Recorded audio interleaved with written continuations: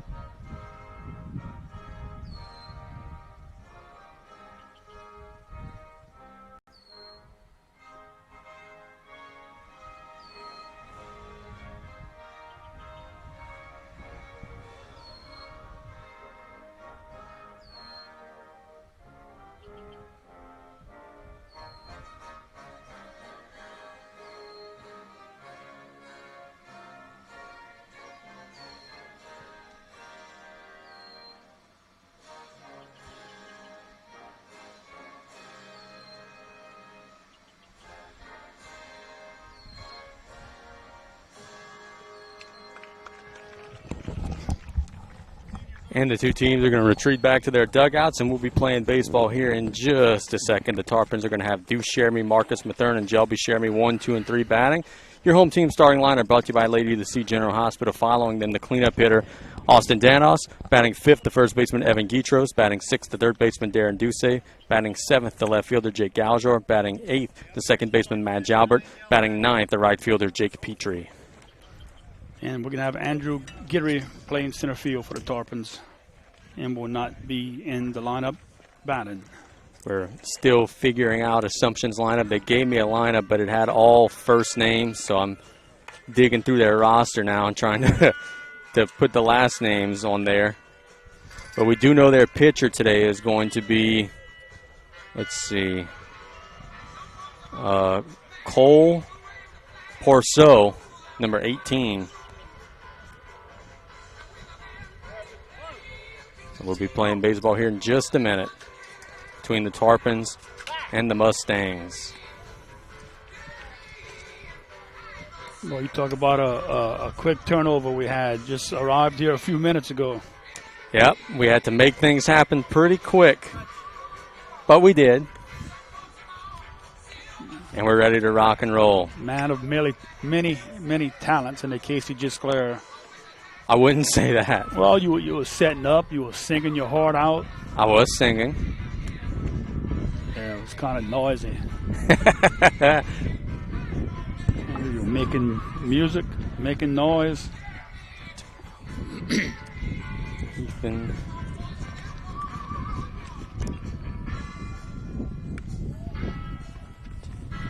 Trying to write down the sunshine. Last Assumption young man in my lineup sheet. And now I could tell you about their lineup. They have Cole Porceau pitching. At first base, they have Parker Satoon. At second base, they have Sage Rivera. At third base, Lucas Thibodeau. At short, Andrew Landry. In the outfield from right to left, Tristan Gilbert in right, Ethan Rizzo in center, and Gage Esnolt in the left. Cole Porceau pitching.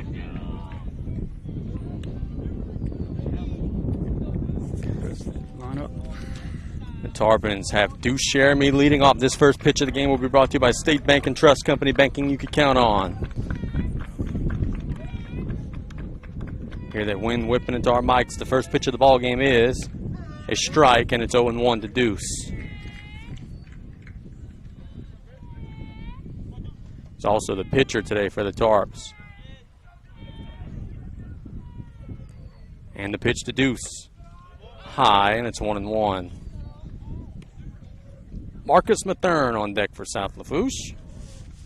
Trying to get an early first inning rally.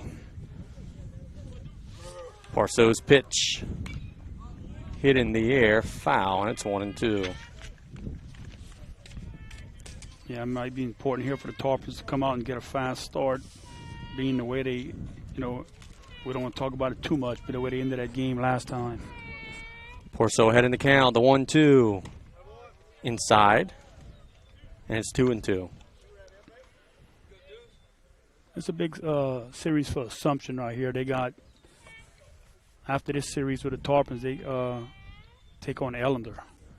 2-2 inside in the dirt, so good eye by Deuce.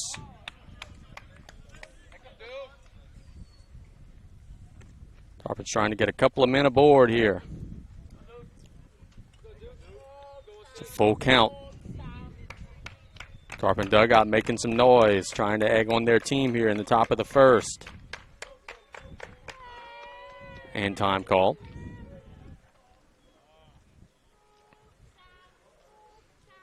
And now the 3-2. High, and he walked him, so the Tarpons have a leadoff man aboard. And as we've talked about throughout our coverage, this is a good young man to have aboard because he is a very capable runner. So early base runner for South Lafourche is Deuce Jeremy. Parceau will now work out of the stretch. Mathern standing in at the plate. Stretch in the pitch. Swung on and fouled down the third base side, and it's 0-1.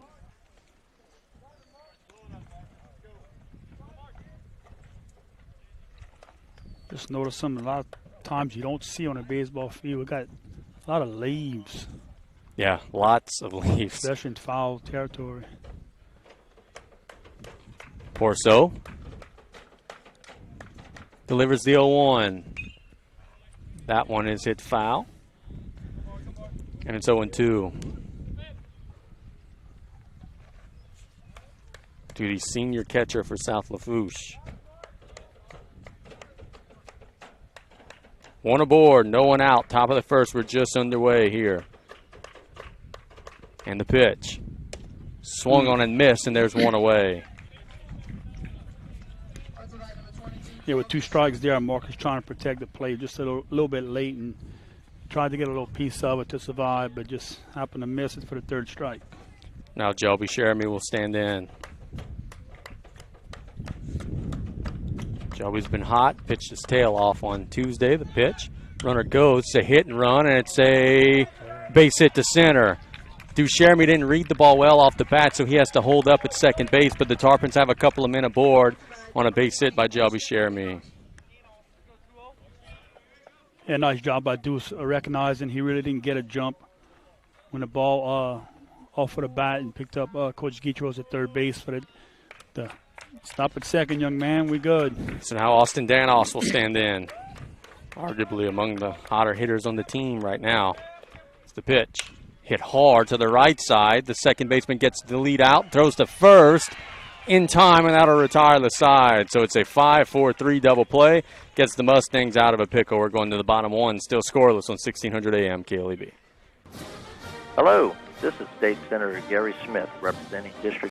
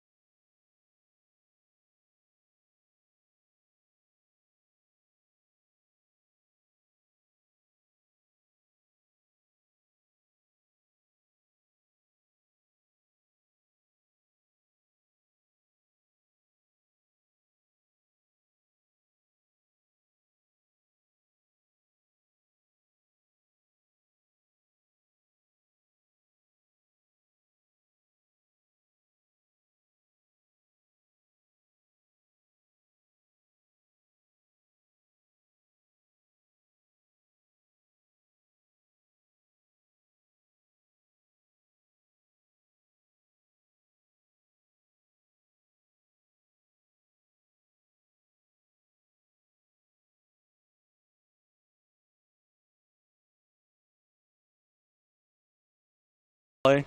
Tarpons threatened in the first inning, didn't get anything on the board. Now for Assumption, we have Ethan Rousseau, Andrew Landry, Lucas Thibodeau, 1, 2, and 3 batting in the bottom of the first inning. For the Tarpons defensively, we have pitching Deuce Jeremy. We have catching Marcus Mathern. First base, Evan Guitros. Second base, Matt Jalbert. Third base, Darren Duce. Shortstop, Jelby Jeremy. In the outfield from right to left, Jake Peden right, Andrew Guidry in center, and left field, Jake Galjour. That's your Tarpon 9 in the bottom of the first inning. Happy you're with us on KLEB.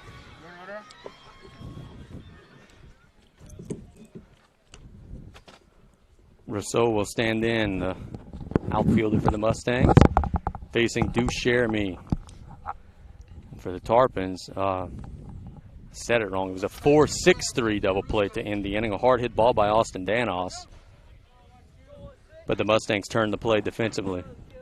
Yeah, you see Austin when he first got in the lineup, he was batting low in the lineup in each game. He keeps moving closer and closer, and he's at that four-hole hitter for the Tarpons. Jeremy has the baseball. He winds, and his first pitch to Rousseau is wide, 1-0.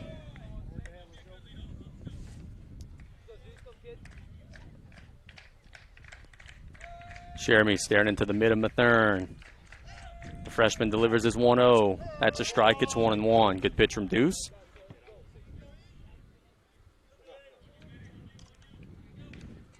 See if he can get ahead. Jeremy's 1-1. High, 2-1. Ethan Rousseau, leadoff hitter and left-handed batter for the Assumption Mustangs. Deuce is 2-1. Shows bunt, and he fouls it back behind the press box over the screen, and it's 2-2. So in our situation here, it means I'm working the commercial machine. Yes, sir. Oh, double boy. duty. Oh, boy. All the ones with the yellow markers are good to go. 2-2 pitch coming to Rousseau. High, and it's a full count. The leaves are blowing onto that field, and the Tarpons are trying to battle through a full count here. Grounded right back to Deuce, who will make a couple of steps, then an underhand toss to Guitros for the out, one away. Now Andrew Landry will stand in, the shortstop for the Mustangs. Good job by Deuce there fielding his position.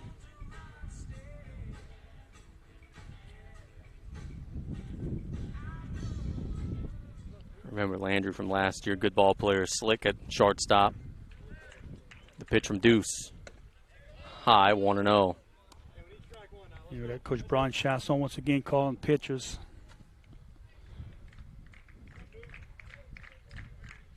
Jeremy staring into the mitt. And the 1-0, little high, 2-0. We have a better depth perception today than we have had at any point in time this season to see how high or low those pitches are coming in. Now the 2-0, that's a strike right down the middle, and it's 2-1. For those wondering, we're positioned between home plate and first base in foul territory. Truck is in foul territory, but he's on the other side of the fence. He's on the more dangerous side of the fence as the 2-1 is grounded to the second baseman. Jalbert fields it to Guitros for the out, 2 away. Nice smooth play by the Tarpons.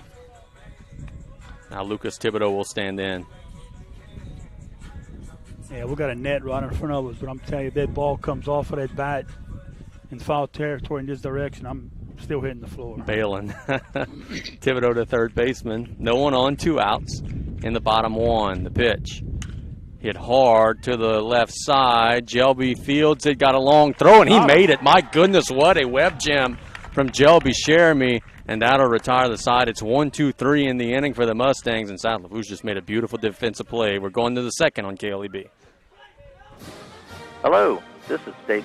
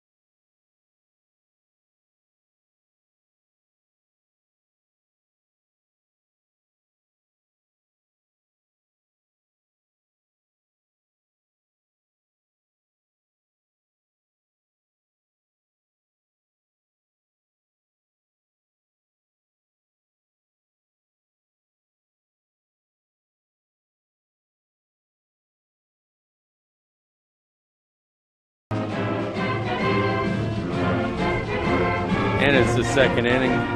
Tarpons are going to be batting with Evan Guitros, Darren Duce, and Jake Gaujour coming to the plate against Porceau, the Assumption pitcher. Tarpons threatened in the first inning, couldn't scratch anything across. Let's see if the middle to bottom of the order can come through here. Well, it's nice to see Jelby Sherman still throwing strikes. He went to his right, got down to one knee, fielded the ball, and got up and threw a strike to first base. Yeah, he threw a laser. It's a beautiful throw. Porceau looks like he's going to start this inning out of the stretch, which is interesting with no one on base. The stretch and the pitch is chopped into the Assumption dugout. It's 0-1. Early on, both teams are going after that first pitch. 0-0 our score. It is the top of the second inning here from Napoleonville. The same two teams, 1:30 on Saturday. The pitch to Guitros. Check swing. It don't matter. It's called strike anyway. It's 0-2. Also is a keeper of the game. Keeper of the game. That's fun. That's great to see. Porceau's 0-2 is chopped to the right side. The second baseman fields it, flips it to first for the out. One away. So that is, let's do the math here, Revere to Satoon. And Duce will stand in.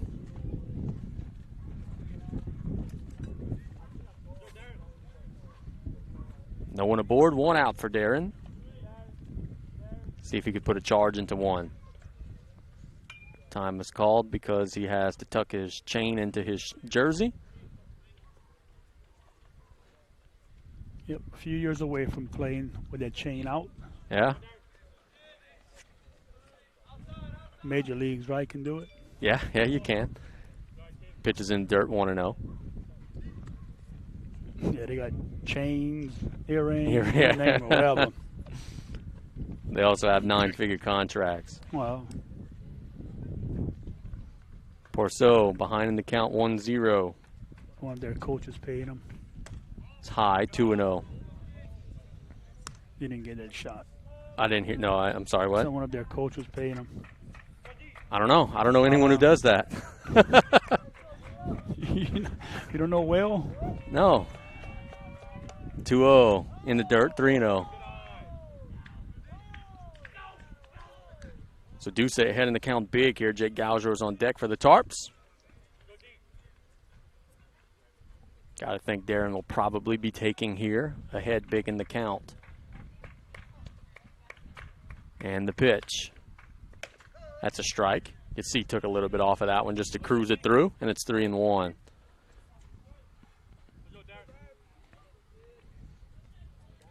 .330 down the left field line, 355 to left center, 375 straightaway center, the 3-1. Swing and a miss, it's 3-2.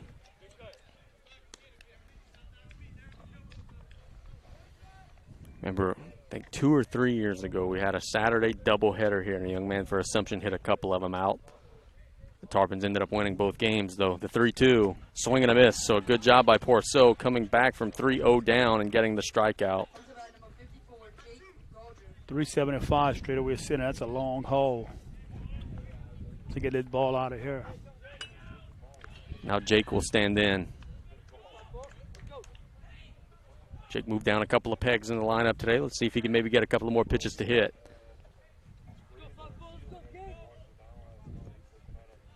And the pitch in the dirt, 1-0.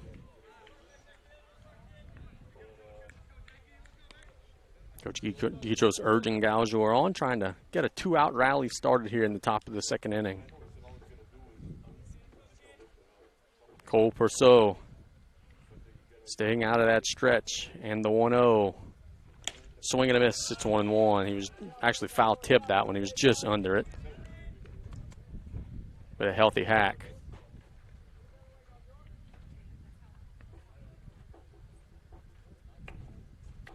Porceau delivers the 1-1 to Jake. Low, and it's 2-1. Mustang catcher doing a good job keeping that ball out in front of him, Blanchard. He's been a starter here for quite some time. That's a couple of balls that bounced right in front of the plate.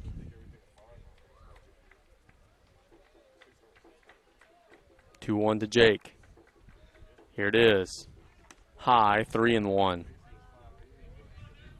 Matt Jalbert is on deck for South Lafourche. We would love to see him bat this half inning, because that would mean Jake would get on base here. He's ahead in the count big, 3-1. And the pitch. That's a strike on the outside corner, and it's full. If for nothing else, Porceau's had to work a little. The Tarpons have had several full counts in this game in the early stages. Let's see if they can challenge Jake right here. 3-2. Swing and a miss, and now we'll retire the side. So the Tarpons go down in order. We're going to the bottom of the second. Still scoreless on 1600 AM KLEB. Lauren here.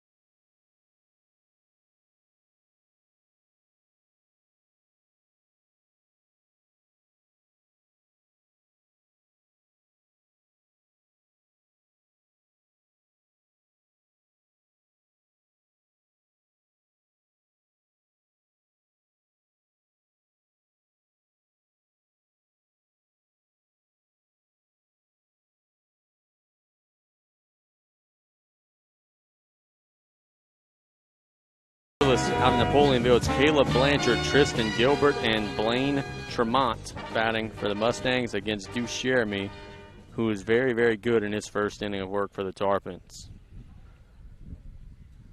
It's fancy. Yeah, you like that? Fancy. South Lafourche fight song, horse. Can't get much better than horse. No, you can't. Blanchard will stand in, the cleanup hitter for the Mustangs. Except the LSU fans would want to play, what is that? What's that? This band, they won't let them play it. Oh, The pitch hit Blanchard. Yeah, it did. They got him in the helmet. Time is called. Are they going to get a runner for him? They will. Number 9 running, so we'll get out the roster sheet and tell you that that is Scott Pierce who will be running for the Mustangs. You know, one thing I see here that I like is they have the flag of every district team flying in the outfield. That's pretty neat. Nice touch. I didn't notice that.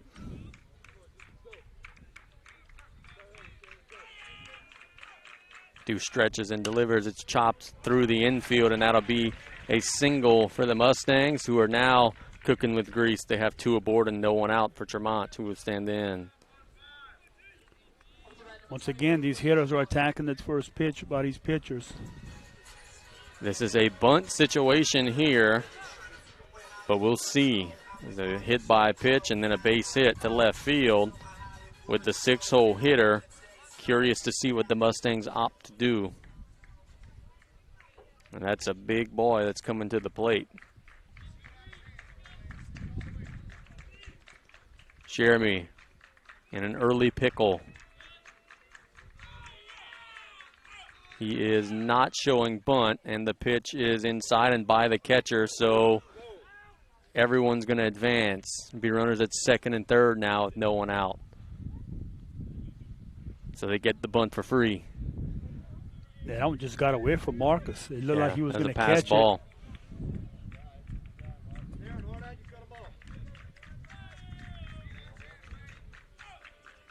So the infield playing somewhat in, but mostly willing to concede the out for the run here.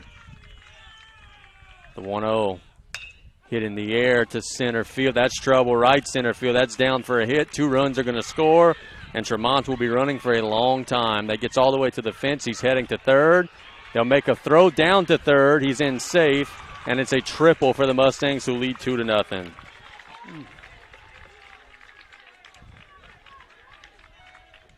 You mentioned that Tremont had some size, but he got some wheels. Yeah, he ran well. And again, that ball was hit, and it rolled to the fence, one of the deepest parts of the ballpark, and it was just a tough, long relay for the Tarpons to get the ball back in. And Sliding heads first in for that triple. Mathern going to talk to his pitcher.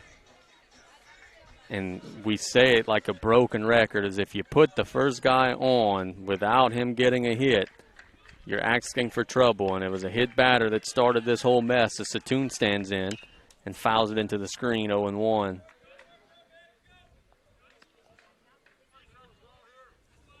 Now you got to limit the damage. Truck's going to hustle and get the foul ball. Yep. Jeremy Wines and the 0-1 pitch. Hit him. It hit him. And if you keep giving them free base runners, it's going to be a long afternoon. Revere will stand in. Runners at the corners now. No one out. Time will be called. The Tarpons are going to go talk to their pitcher. The control right now is just not there. It's either hitting guys wild or it's right down the middle and they're tattooing it. Yeah, I'm not sure if he wanted to come with some type of breaking ball. Just the ball never broke and stayed on the inside and hit the batter, or it just got away from him. But nice job of the Tarpon coaching staff here going out and settle a young man down. Still early in the game, just regain your focus and get these next 3 batters out. And yeah, you got to limit the damage. The runners at the corners, no one out, though it is the bottom of the order coming.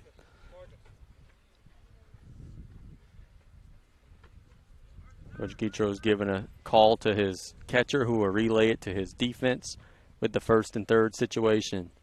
Now a few assumptions, 1st and 3rd, no outs. I mean, you got options. Yeah, you do. You could do a straight sacrifice, and if the defense doesn't play it right, you could get a run. You could do things, especially with the bottom of the order up. You could do things. Rivera stands in. Time called.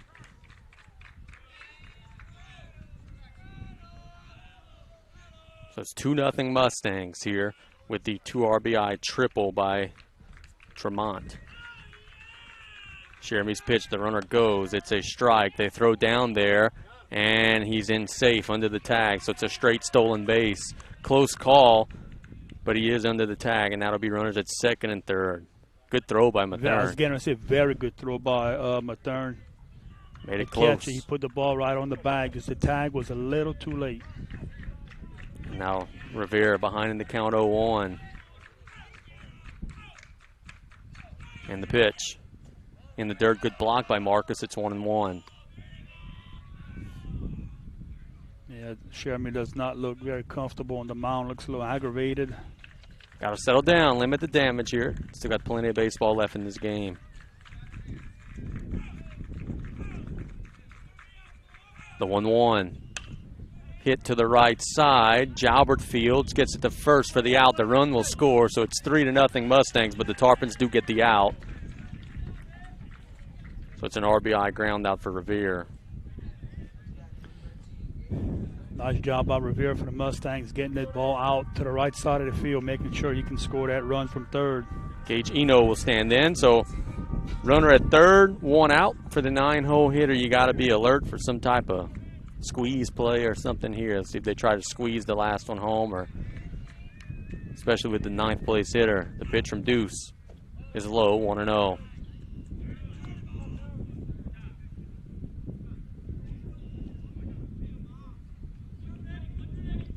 The infield is playing in. The Tarpons are no longer willing to concede an out for a run. They're going to try to chop it off at the plate if they can. The 1-0. Check swing foul. It's 1-1. Some coach not very happy with his young man at the plate. Doesn't want to check swing. Go ahead and swing it. I was talking to him before the game. He's not very happy about a lot of things. The 1-1.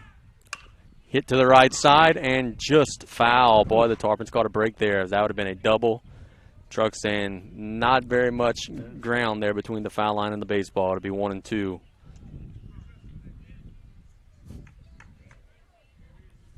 To Gage Eno. Strikeout would be big for the Tarps. Let's see if they could get it. The stretch in the 1-2. Oh, just a little low, 2-2. Good location on a 1-2 pitch, though. That was tough for Eno to lay off.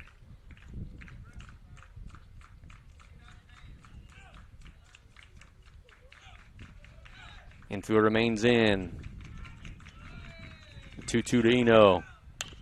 Hit to the right up the middle. That's a base hit. So the Mustangs continue to hit him hard, and it's 4-0 on the RBI base hit from Gage Eno. And now Ethan Russo will stand in. He grounded out to Deuce his first time up.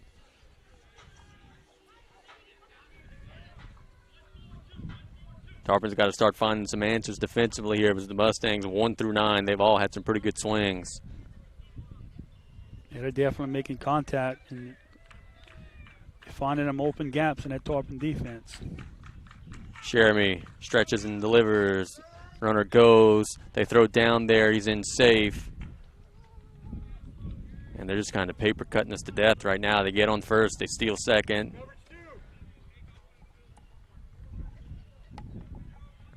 The pitch was called a strike, so it'll be 0-1 to Russo.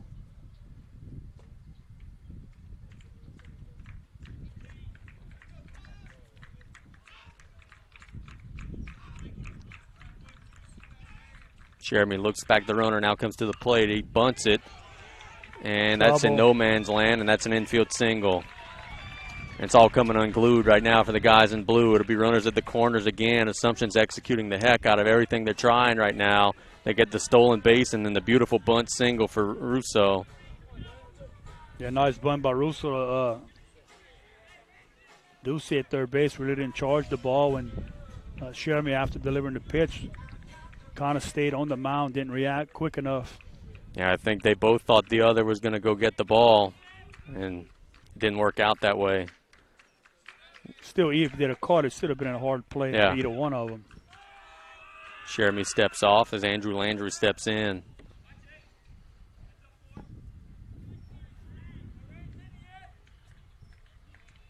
One out. Let's see if the Mustangs continue to be aggressive on the base path. Rousseau just ran very well in that bunt. I got to think he's going to be heading down to second, and he is on the first pitch, and it's by Mathern, but no one is going to advance other than the stolen base. So there'll be runners at second and third. The Tarpons are just playing in mud right now. They're just not playing very well.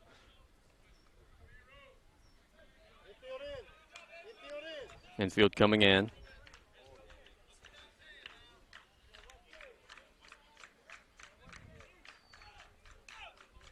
Jeremy delivers to the plate. Chopped up the middle. Jelby cuts it off. He's coming home, and they got him by a mile. They got him by a mile. That's a good defensive play there for South Lafourche. It's a ground ball to Jelby, delivered a low strike to Mathern, who applied the tag. There's 2 away. How you say that, Jelby? Continues to throw strikes. Yeah. Now Thibodeau will stand in. Not sure. Run at third wasn't forced. Ball hit to the left side, the infield. Hey, he was charging right away. Yep. It was a mistake. So runners at the corners, 2 outs for Thibodeau. Swing and miss. It's 0-1. Good block in the dirt there by Mathern. The Mustangs have 4 in the half inning. The Tarpons are desperately trying to stop the bleeding.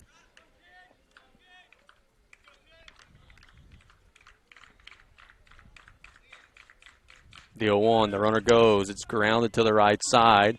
Jalbert fields it on a hop, gets it to first, and that'll retire the side. So the Mustangs have a big half inning. Now it's up to the Tarpons to go to work on offense. We're going to the third inning. It's 4-0 Assumption on KLEB. Here in South Louisiana, traditions matter.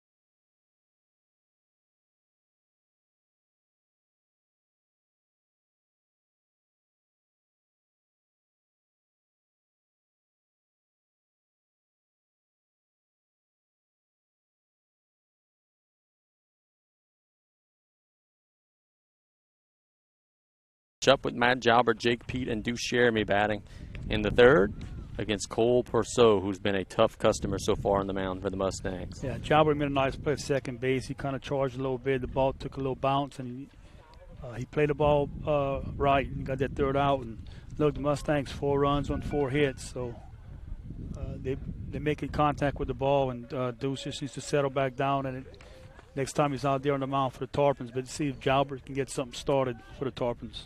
Yep, got to take advantage of your opportunities as Jalbert stands in. And he swings at the first pitch, fouls it into the left side, and it's 0-1. And that's the pitch he wanted. He was all on top of that ball. Yeah, he swung hard. Made good contact, was maybe a little early with it. The 0-1. Swinging again, and there's a solid base hit. He tattooed that one to the left side, so a leadoff single for Matt Jalbert. Now let's see if the Tarpons could turn that into something good.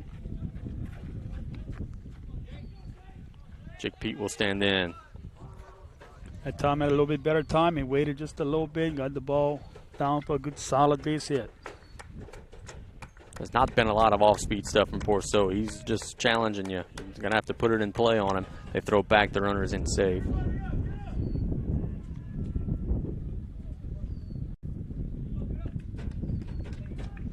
Tarpon dugout trying to make a little noise, trying to egg on their team. The 9-hole hitter at the plate, the 8-hole hitter standing at first base after a leadoff single.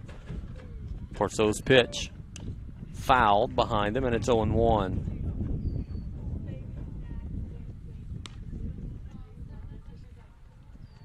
Beautiful afternoon for baseball. Heck, the weather we've had the last 7 to 10 days here, you can't beat that with a stick. Pourceau taking a peek at the runner. The 0-1 high, 1-1. And the catcher will go talk to his pitcher, maybe a cross up in signs. Blanchard right away called time and is going to talk to Pourceau. Yeah, with a runner on, you want to make sure you're on the same page with your pitcher. Jake Pete has been a man of many spots in the lineup. He was leadoff hitter the last game. 9-hole hitter for a lot of the season as well. He handles the bat well. Let's see if he can come through here. The 1-1. Swing and a miss. It's 1-2. Maybe chased outside of the zone there. A little bit too anxious at the plate. You're the Tarpons. You got to just one base runner at a time. You're not going to hit that big home run, more than likely not. The 1-2 is in the dirt, 2-2. Good block by Blanchard. Just hand the bat over to the next guy. Pourceau. It's a 2-2 count. The runners take their leads. They throw back, and Jalbert's in safely.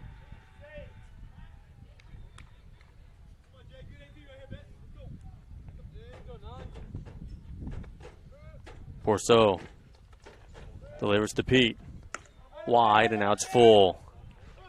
Well, the Tarpons would love to have the first 2 men on base. Yeah, with the top of your lineup coming. Yes, indeed. Let's see what happens here. It's going to be a 3-2 count. The runner takes his lead. The runner is not going, and it's high. He walked him. So the Tarpons have 2 men aboard for Deuce Jeremy, who will stand in. Deuce drew a walk his first time up, and the Tarpons are looking to answer the 4 runs the Mustangs got in the last half inning.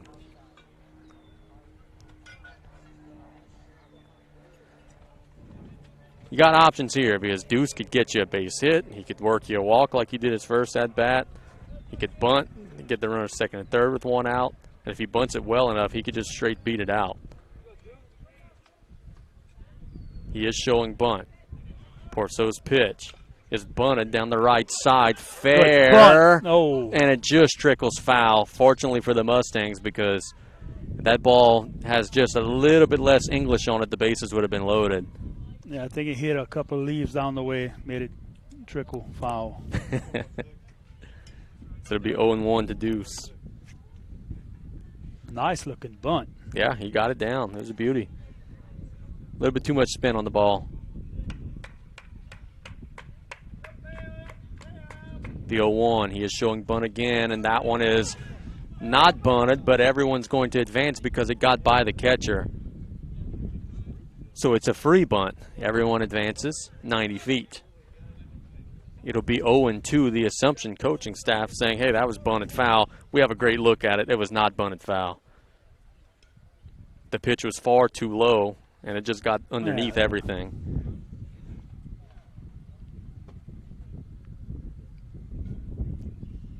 So we'll be 0-2.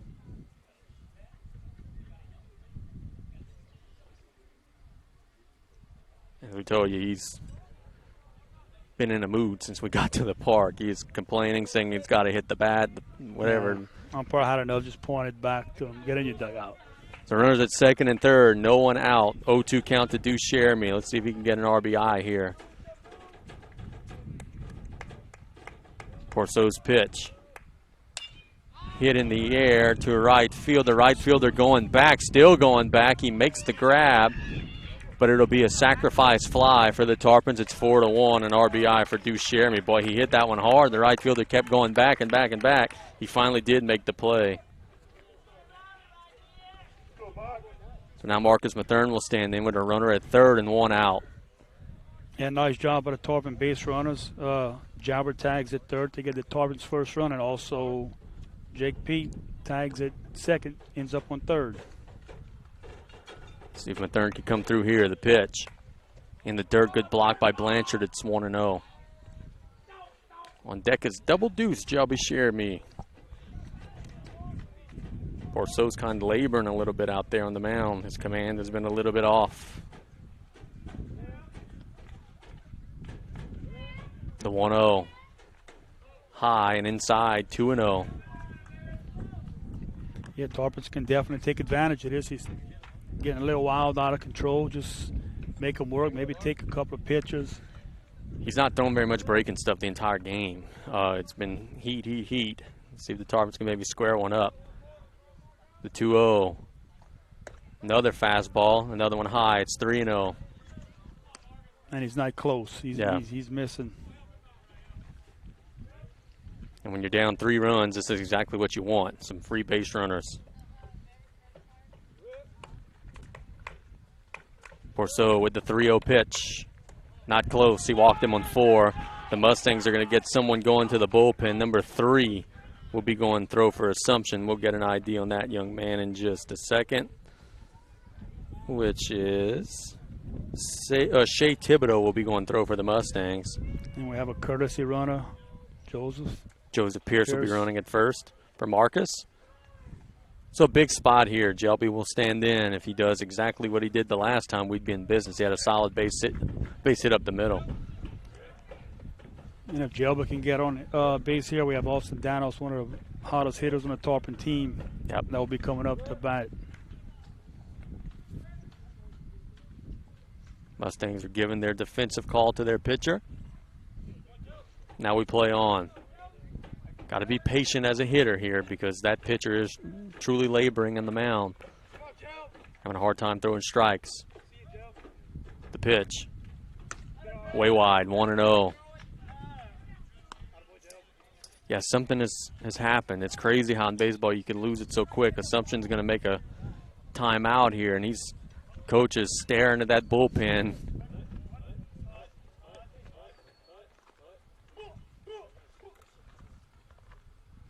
I think he's just going to try and settle him down, give his guy in the bullpen extra time to get warm.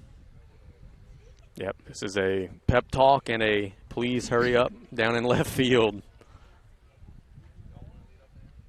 And if you're Jelby, you're sitting middle in. You want something right in your wheelhouse. If not for that, you're taking until he throws you a strike.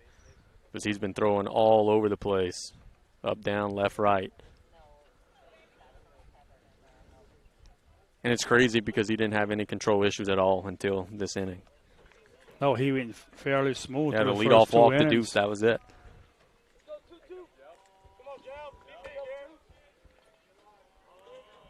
It's a 1-0 to Jelby. Runners at the corners. It's 4-1 Assumption. The Tarpons have one across in the half inning. Porceau comes to the plate. That's a strike. It's 1-1. I also think that's amazing as well, is that almost 100% of the time after a visit, they throw a strike right down the middle the next time. The 1-1, the runner goes, swung on and missed, and it's fouled into, not missed, fouled into the screen, I'm sorry, 1-2. Tarpons had a hit and run. Not a bad idea. What pains you there from the South Lafourche perspective is Joseph Pierce had a ginormous jump. He would have taken the base outright, but Jelby also had a good pitch to hit, so he's got a swing there. The 1-2 runner not going this time, and it's going to be hit foul down the right side. And it'll stay 1-2. Jelby putting up a good fight here, as we would expect him to do. Runners take their leads. Porceau's pitch. Low, it's 2-2. As we said, AD Austin Danos on deck for South Lafourche. Yeah, a walk here for the Tarpons would be huge. That wind continuing to blow. Porceau trying to find something here in his release. It's a 2-2 pitch to Jelby. Here it is. That's line down the left field side for a base hit. One run's going to score easily, and the Tarpons will hold up everyone else, but Jelby comes through with a solid RBI base shot. It's 4-2. Jelby's second hit of the afternoon. And they're not out of the soup yet, because Austin Danos will stand in with runners at first and second and only one out. Let's see here, Austin might have trying to attack that first pitch. Porceau staring at the runners. And his pitch. Hit hard, and that's going to split the gap in right center field. They're going to be running for a long time. One run will score. He bobbles it out there. The second run being waved around. He will score, and it's all tied up at 4 on a 2 RBI base hit double from Austin Danos. Just like that. Yeah, we talked about it. If Austin got a chance to bat this inning with runners on, yeah, definitely the hottest hitter for the Tarpons, and came out, jumped on that first pitch. That's what he liked, and he drove it. He tattooed that ball. It split the outfielders out there, and the Tarpons did good base running to advance both guys home. And now Evan Guitros will stand in, and it's 0-0 again, as they say. Porceau's pitch, swing and a miss. It's 0-1. Not the moxie of a team. They got their heart broken on Tuesday. They fall behind 4-0 on Thursday. It would have been easy to just pack it up and say, you know what, we're snake bitten. And the next half inning, they tie it up. Pitch is in the dirt. They'll throw down the third, and he's in there. Austin Danos takes third. So just like that, now a ground ball to the right side could give the Tarpons the lead. And you look across to the Assumption dugout, the wind just got taken out their sails. Yeah, I just don't know how much Porceau has left. I mean, he's been laboring out there. They checked swing there, and the Tarpons caught a break. I thought he went around. Mr. Pat said he did not, so it'll be 1-1 at the plate. The pitch. Fouled. And it's going to be 1-2 to Evan Guitros. On deck, Darren Ducey.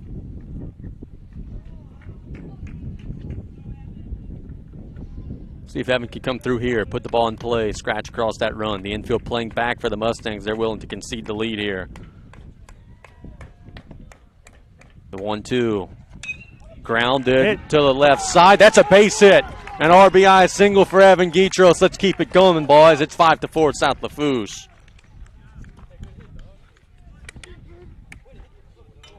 Now Darren Ducey will stand in. The Tarpons are flirting with batting around here. This will be the 8th batter, and that's going to be, I think, a pitching change here for the Mustangs.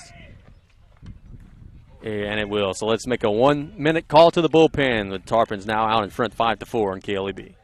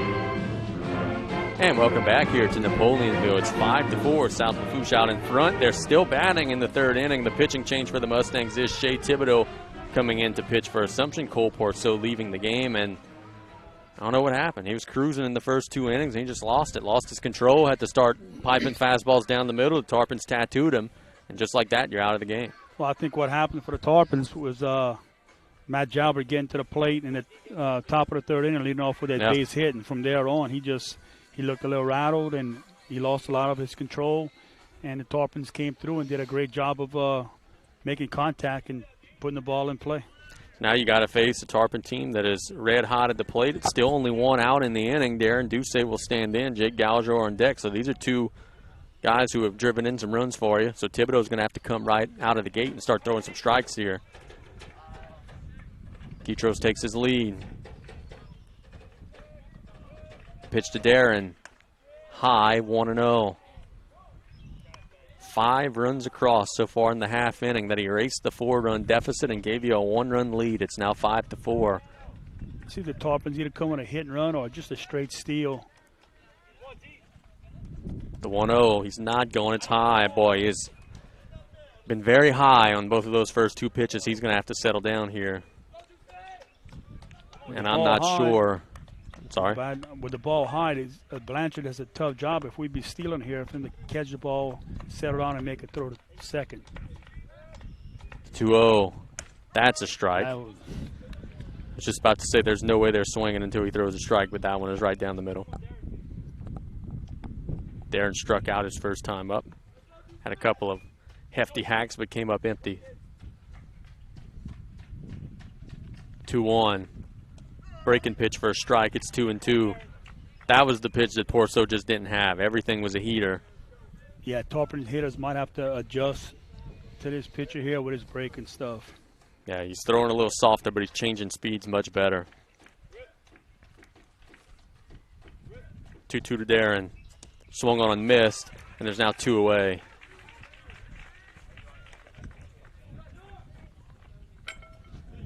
Now Jake will stand in. Jake also struck out his first time up. Guitros taking his lead over at first. Pitch to Gallagher is hit hard up the middle. That's a solid single. Guitros will have to hold up, so it'll be runners at first and second for another base hit for the Tarpons. And for Jake, that's got to feel good because he had a couple of tough at-bats against Vanderbilt, and he struck out here in the second inning, but he gets a base shot to center that time. Yeah, nice hit right up the middle, right over pitcher's mound. And here's our guy Jalbert again. Jalbert led off this inning with a solid base hit to left field. He tattooed a ball.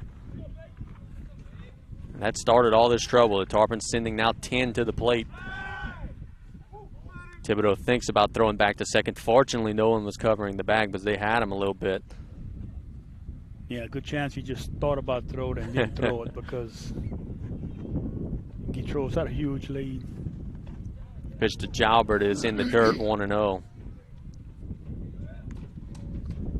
With everyone going on contact, if he finds the outfield here, the Tarpons will have a chance to make it 6-4. Let's see if Jalbert can come through again. Shea Thibodeau has recorded 1 out, but he's behind 1-0 here.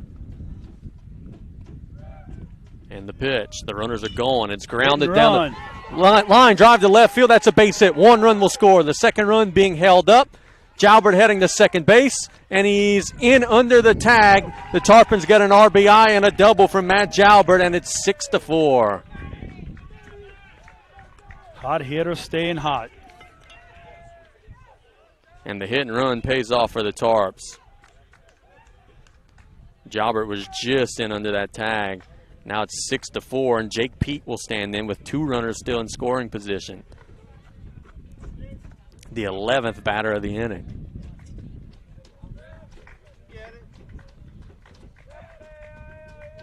Thibodeau delivers to the plate. Wide, 1-0. Offensive explosion for the Tarpons here. Pete walked earlier in the inning after a long at-bat and a long battle with Porceau.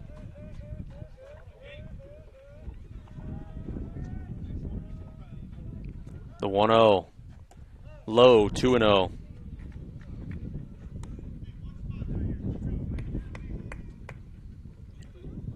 across Assumption Mustang dugout said, what just happened? Yeah, they're stunned. They're on their heels big time. That's why another base shot here to make it 8-4 would be huge.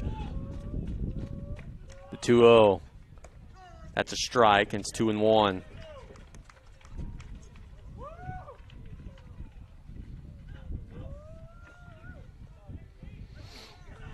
Jake Pete standing in. He's ahead in the count, 2-1. There are 2 runners on base at second and third. The Tarpons have 6 across in the half inning. The pitch. Hit to the right side. That's a base hit. 1 run will score. The second run being waved around. He will also score, and it's 8-4 Tarpons. Jake Pete looking to his dugout saying, hey, boys, let's go. The Tarpons are on fire here in the top of the third. Now back to the top of the order we go. Do share me. I have a feeling the rest of the season we're going to look back on this top half of the third inning, and we're going to be talking about what a turnaround for the Tarpons. Going down 4, coming back. They're still batting. Deuce standing in. Jake takes his lead. The pitch in the dirt, 1-0. And a lot of game left, but we're just talking about the way they responded. Yeah, the noise level there. Everybody's fired up. They're having fun again for the first time in a week and a half or so. Pete takes his lead. Thibodeau desperately trying to get out of this. The 1-0, the runner goes. It's inside. They throw down to second, and he's in there. The throw is down to the third base side of the bag, and Jake stole it clean, and now another runner in scoring position as the Tarpons stay aggressive. And that's good to see. The players are feeling it. Coaching staff's also feeling it, staying aggressive. Now we got another runner in scoring position. The 1-1 to Deuce. Breaking pitch that is low, 2-1. Coach Cadu across the way for Assumption is stunned.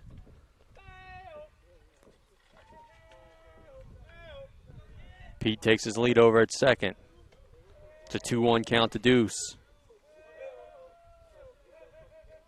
And the pitch. Hit down the left side. That's a base hit. Score. They're waving the runner around. He's going to score easy. They're going to cut off that throw. No, they let it go through, which is a mistake. But now Deuce will take second base on the throw. It's 9-4 Tarpons. Defensive mistake there by Assumption, letting that throw go through. They had no chance to get Jake Pete. But by letting it go through, Deuce took second, and now another runner in scoring position.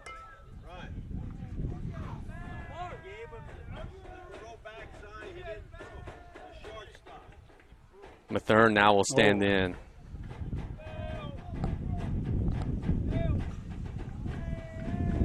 The wind really picking up. Blowing dirt everywhere here on the infield. Time finally called. I don't know where that came from. Those Tarpon bats are that hot. They're changing the atmosphere here. The runner takes his lead. Mathern stands back in. And the pitch. That's a strike. It's 0-1. Anything through the infield here with Deuce going on contact. He runs well. You'd think he'd have a great chance to score. Let's see if Marcus can come through here. He walked earlier in the inning. The 0-1 in the dirt. Blanchard blocks it. Deuce is heading to third. They'll throw down there. He's in safe. In under the tag. The Tarpons have another runner 90 feet away from home plate. Deuce read that ball well, but it didn't get by Blanchard a ton. Yeah, Blanchard's going to have to stay on his toes here with Jeremy at third. He's taking a big lead. Why not? There's no one on the bag. It's a 2-1 count. The pitch. In the dirt, and it's by him, and the Tarpons have just added another run to their lead. It is now a 10-run inning. It's 10-4. Everything that could go wrong for Assumption has gone wrong in this half inning, and the scoreboard now reads 0 in the inning for the Tarpons. That's because they've scored 10. We'll take it. We know what it means. Yeah. Now the bases are cleared. It's a 3-1 count to Mathern. The pitch is grounded to the left side. The third baseman cuts it off. He's got to make a long throw, and they can't field it. The first baseman couldn't pick it. He juggled it, so it's an infield single from a third. Thibodeau had to make a long throw on the run, so Toon couldn't pick it out of the dirt.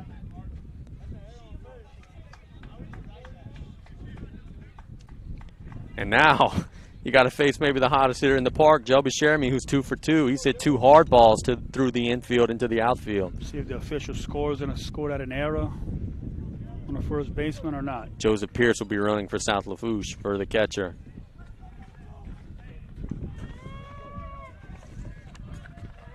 Thibodeau delivers the pitch. That's a strike. It's 0-1. What a way to respond for the Tarpons. Yeah. Thibodeau looks at the runner, comes to the plate. It's swung on. It's hit to the right side, and it's booted into the outfield. Joseph Pierce will head to third, and his runner's at the corners on the air there. The second baseman was heading to cover the bag, but the Tarpons had a hit and run on, and it just got through his glove, and the nightmare continues for the Mustangs here. Yeah, second baseman was doing what he was coached to do, going to second to get the runner in position, but the ball was hit in his position. He came back toward the first baseline side to make the play, but ball bounced, hit him right in the glove, and he missed it. This is the 15th batter of the inning for the Tarpons. Runners at the corners, and it's Austin Danos, who had a 2 RBI double earlier in the inning. Ball's in the dirt. It's 1-0.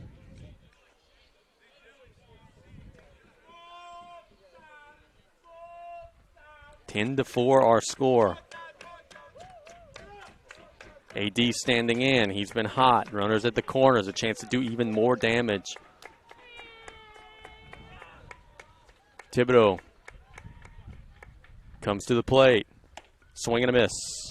And it's 1-1.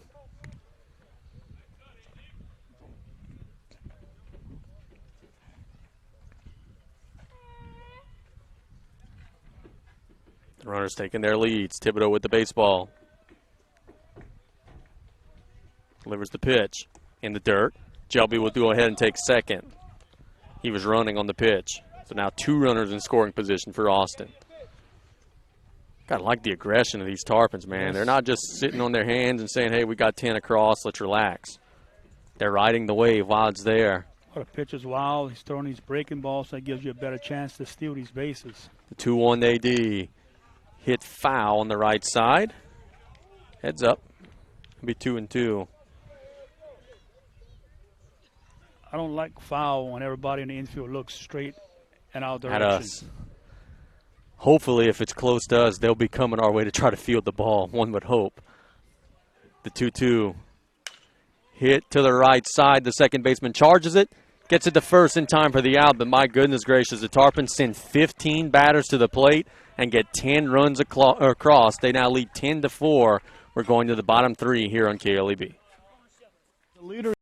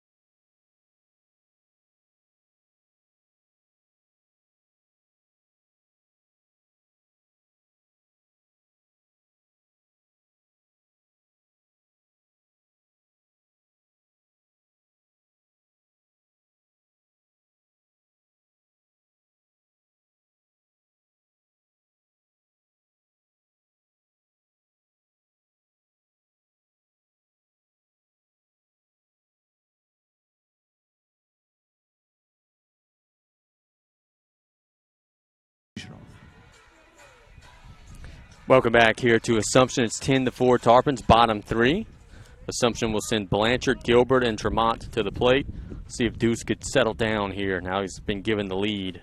Now let's see how Sheremy is going to react to this. You come out in the bottom of the second. You give up 4 runs on 4 hits. You really didn't look very sharp. But then you have a long inning when your team's at bat, so it gives you extra time, able to settle down, collect your thoughts, and let's see if that's going to help this young man recompose himself and come out in this bottom half and shut these Mustangs down. See if he can find the strike zone. It's been a long time since he's thrown a pitch. We didn't time the half inning, but it had to be 25, 30 minutes. Blanchard was hit by a pitch in the second inning. Sent, what, 15 you said to the plate? 15 to the plate. First pitch of bottom third is low, 1-0.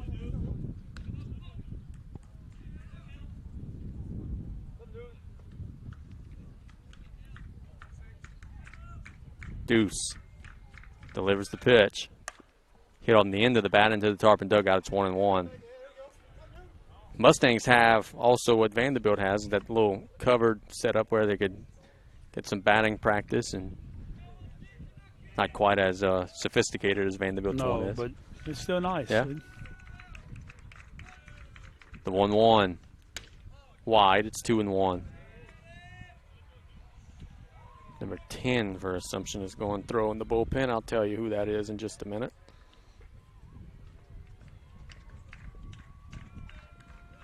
The 2-1. Hit a mile in the air to the right side. I think Jake Pete's going to get under it.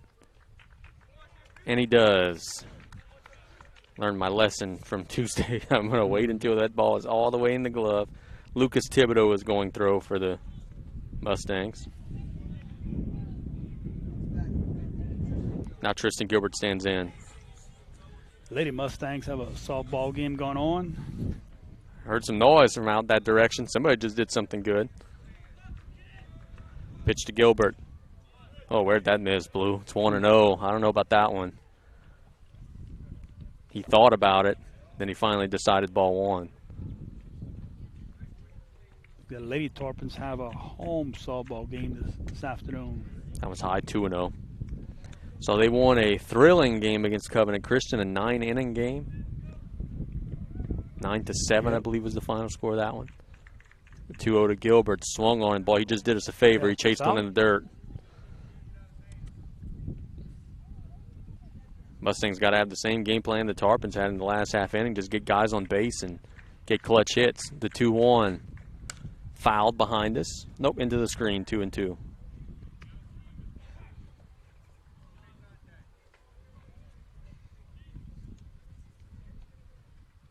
Tristan Gilbert, I remember he was a good player for them last year. A returnee, the pitch. Check swing, he didn't go around, it was in the dirt. I believe it's 2-2. The scoreboard says 1-1, but I don't think that's right. Yeah, 2-2. That's what I thought. The 2-2.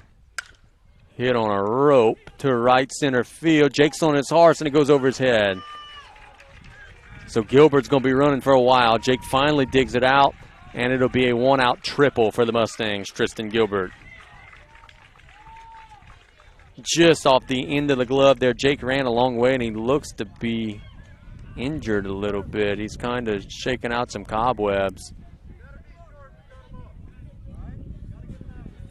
Yeah, hopefully he's okay. He's kind of throwing his legs up a little bit. That one just over his head. Covered a lot of ground. Maybe hyperextended, trying to reach out for it. He was injured from a good part of the football season.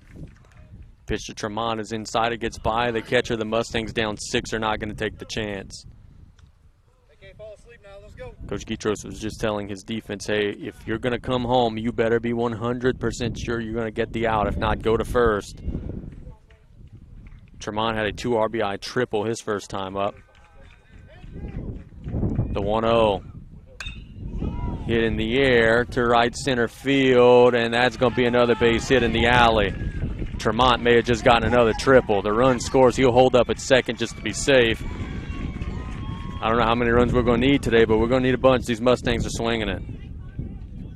It's an RBI double. It's crazy how things work. I was talking in the hall this afternoon or this morning to Coach Guitros, and he was talking about, man, high school baseball, we got to find ways to score runs. We can't, win games 2-3 runs. We got to find some ways to score runs. And once in the third inning, they come out and score 10. Because Guitros is going to make the call to the bullpen here as the Tarpons are going to go to their relief. It'll be Jonas Chasson coming into the game. We'll talk a little bit about that in 60 seconds here on KLEB.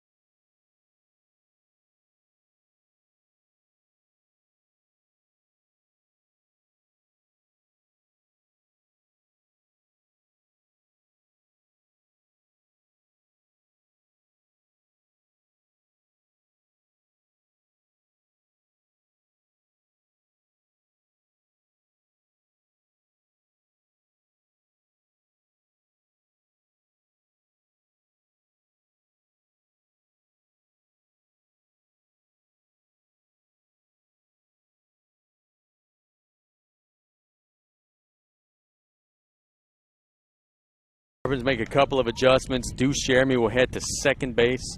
Jonas Chasson is the new pitcher. Matt Jalbert will leave the ball game. And that's where we stand right now. It's 10-5. The Mustangs will have a runner at second base, 1 out, bottom 3, with South Lafourche out in front. Satoon will be coming to the plate. And same situation as last game. I don't think this takes the bat out of Jalbert's hands. I believe he can come back and stay in the lineup as a hitter. It would have to be in that 8 spot. He'd be able to re-enter. But I think maybe just once, perhaps. Not exactly sure how that works. We hope not. Yeah, he's been hot. He's got 2 hits in the ball game. Chasson's made his warm-up tosses. He's looked pretty sharp. Jonah will be content to come into the ball game without the bases loaded and no out, or he's been in some high-pressure situations. Now he has a runner at first and a runner at second with 1 out and a 5-run lead. Jonah's big thing is he's got to come in throwing strikes. That's sort of been his Achilles heel when he's had problems. The command hasn't been there. If he locates, I think we're going to like the end result as Satoon stands in. Satoon was hit by a pitch back in the second inning. So the runners take their lead, or the runner takes his lead, rather. The pitch to Satoon is hit in the air to center field. Should be a can of corn, and it is. The runner will tag and head to third. Guidry makes the throw.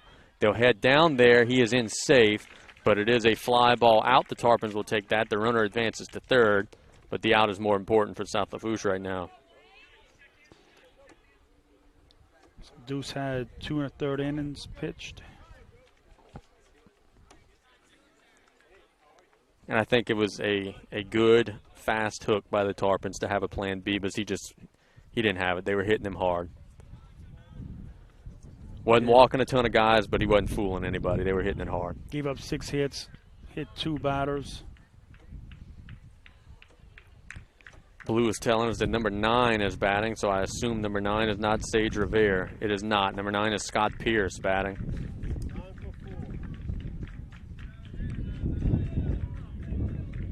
Pierce was throwing. Maybe he's coming in to pitch. The pitch to Pierce is in the dirt, 1-0. Good block by Mathern. Mustangs have 1 across. They have only made a small dent in their deficit. It's now 10-5, but they have another runner at third with 2 out in the inning. Pitch to Pierce.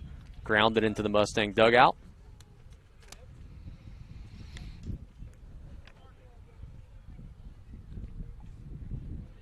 And Jonah, I'll say this, looks much more comfortable. He doesn't seem to be overthrowing, not trying to throw the ball through the catcher's mitt.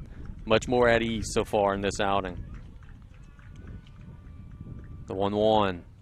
It's a good pitch. Now it's grounded to the left side. Duce goes to a knee, throws from his knee. Are you kidding me? Are you kidding me? Duce just made a beautiful defensive play to retire the side. We're going to the 4th inning. It's 10-5 Tarpons. We just saw a great defensive play on KLEB.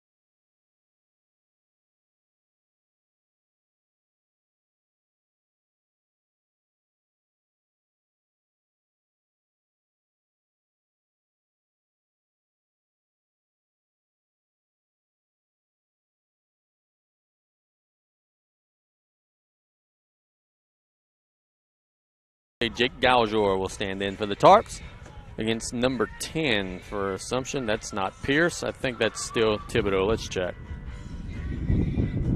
Oh, Lucas Thibodeau. Different Thibodeau.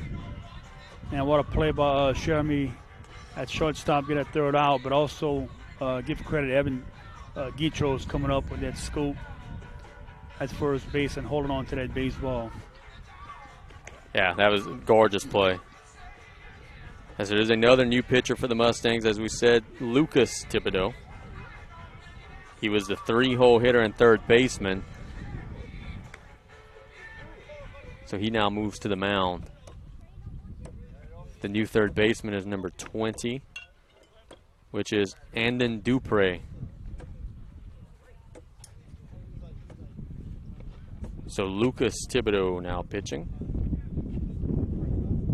in relief of Shea Thibodeau. Evan Guitros will be his first victim. Let's see. First pitch of the 4th inning is swung on and missed. It's 0-1.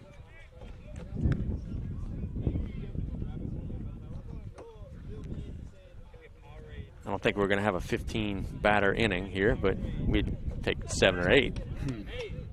Pitch to Evan. High. It's 1-1.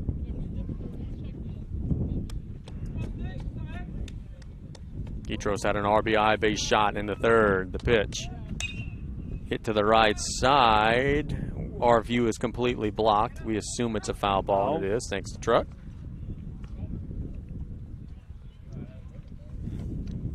And it'll be 1-2.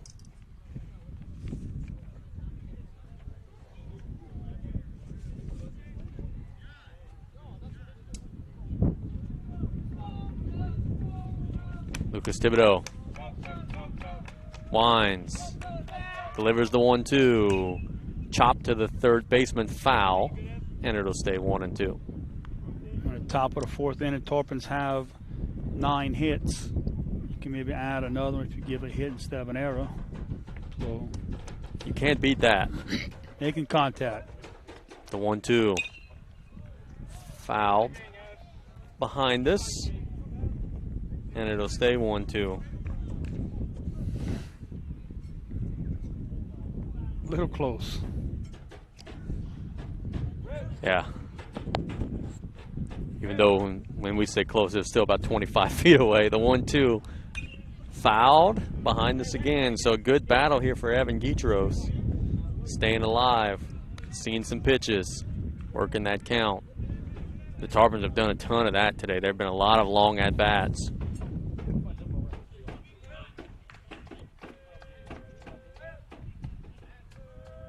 The 1-2. Ball in the inside corner, and it's 2-2.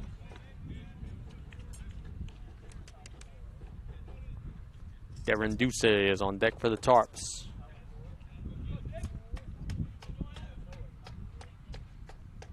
Thibodeau staring into the mitt. Now the 2-2. Popped up to left field, carrying, still carrying. Now the left fielder gets under it and makes the play for the out. So Guitros gives it a ride, but the left fielder makes the play 1 away. Yeah, long out for Guitros. That ball kept carrying and carrying. So let's see if we can get Darren going. Everybody has powered through here. Darren's been a little bit struggling. He's struck out twice in the ballgame. Let's see if he could reach with a knock.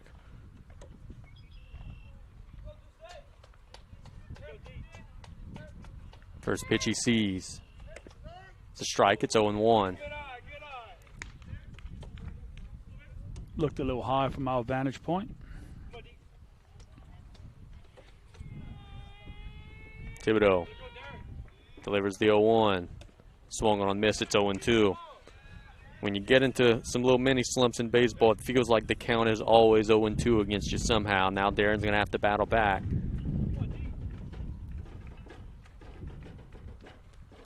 And here's the pitch. Inside, 1-2. Didn't miss by a ton. That was a good 0-2 pitch there from Thibodeau. Didn't get the call.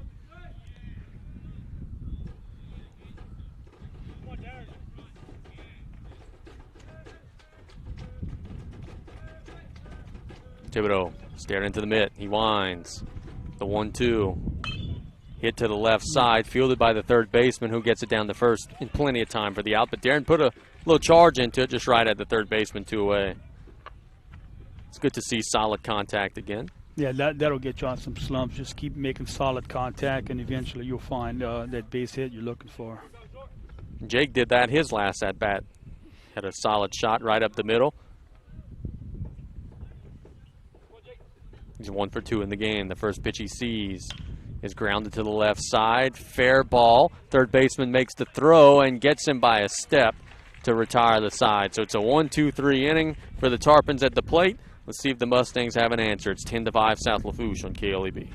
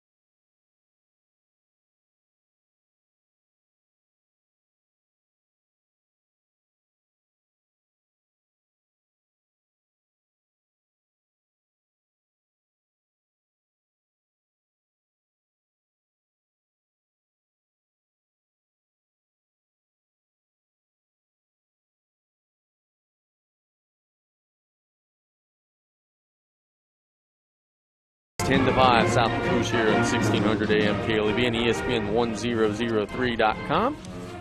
I thank some of our sponsors for allowing us to be here. Golden Motors, where price is priority, your hometown Chevy Buick dealer. Joe Septic Contractors, your largest sewage and portable sanitation company in Louisiana. Lady of the Sea General Hospital, compassionate medicine close to home. State Representative Jerry Truck Gisclair. Catch our game coverage live on ESPN 1003.com. We're live right now on YouTube. Search Jerry Gisclair, you'll find us.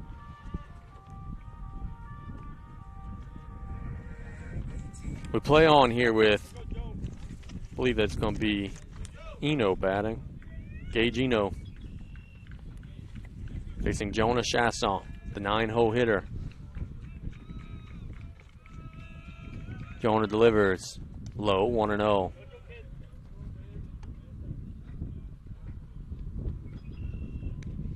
Game moving on, bottom of the fourth. Let's see if Chasson can keep these Mustangs off base. Yeah, you don't want base runners. You don't want anything free. Make them hit it. The 1-0. Low, 2-0. Good spot there. Didn't miss by much. Not a bad spot. Eno had an RBI base hit in the second inning, which is where Assumption did most of their damage in the game. The 2-0. Grounded to the left side. Duce picks it. Now he's got to deliver a strike, and he does. What a nice play again. Went to his knees, rose up, and threw a missile out to Guitros, who had a nice stretch to get the out. Good all-around play there. He doesn't have a ninth-grade arm, does he? No, Duce showed some composure. Yeah. He went down to one knee, got the ball, came back up, and had enough composure, take your time, and make a good throw to first base for that first out. So Rousseau will stand in. He had a bunt base hit in the second inning. That kind of took the wind out of the Tarpon sails. Swinging at the first pitch here, fouling it out of play behind the Assumption dugout. It's 0-1. He's their center fielder, and I think he's their only lefty in the lineup. Speaking of lefties, how many lefties the Tarpons have in their lineup? When Jonah's batting, I think he's the only one. Yeah. Not many. The 0-1 to Rousseau. Inside, 1-1. He kind of spun around trying to get hit is what it looked like, but the ball didn't find him.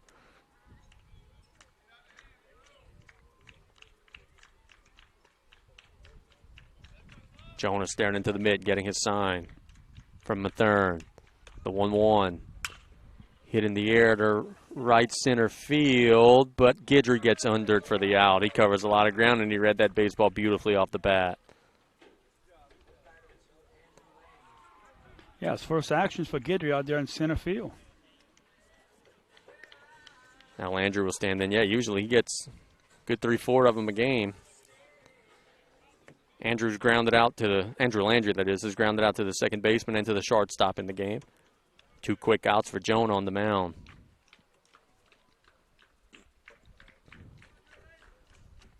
The pitch. Lined into the Assumption dugout. Look out. It's 0-1.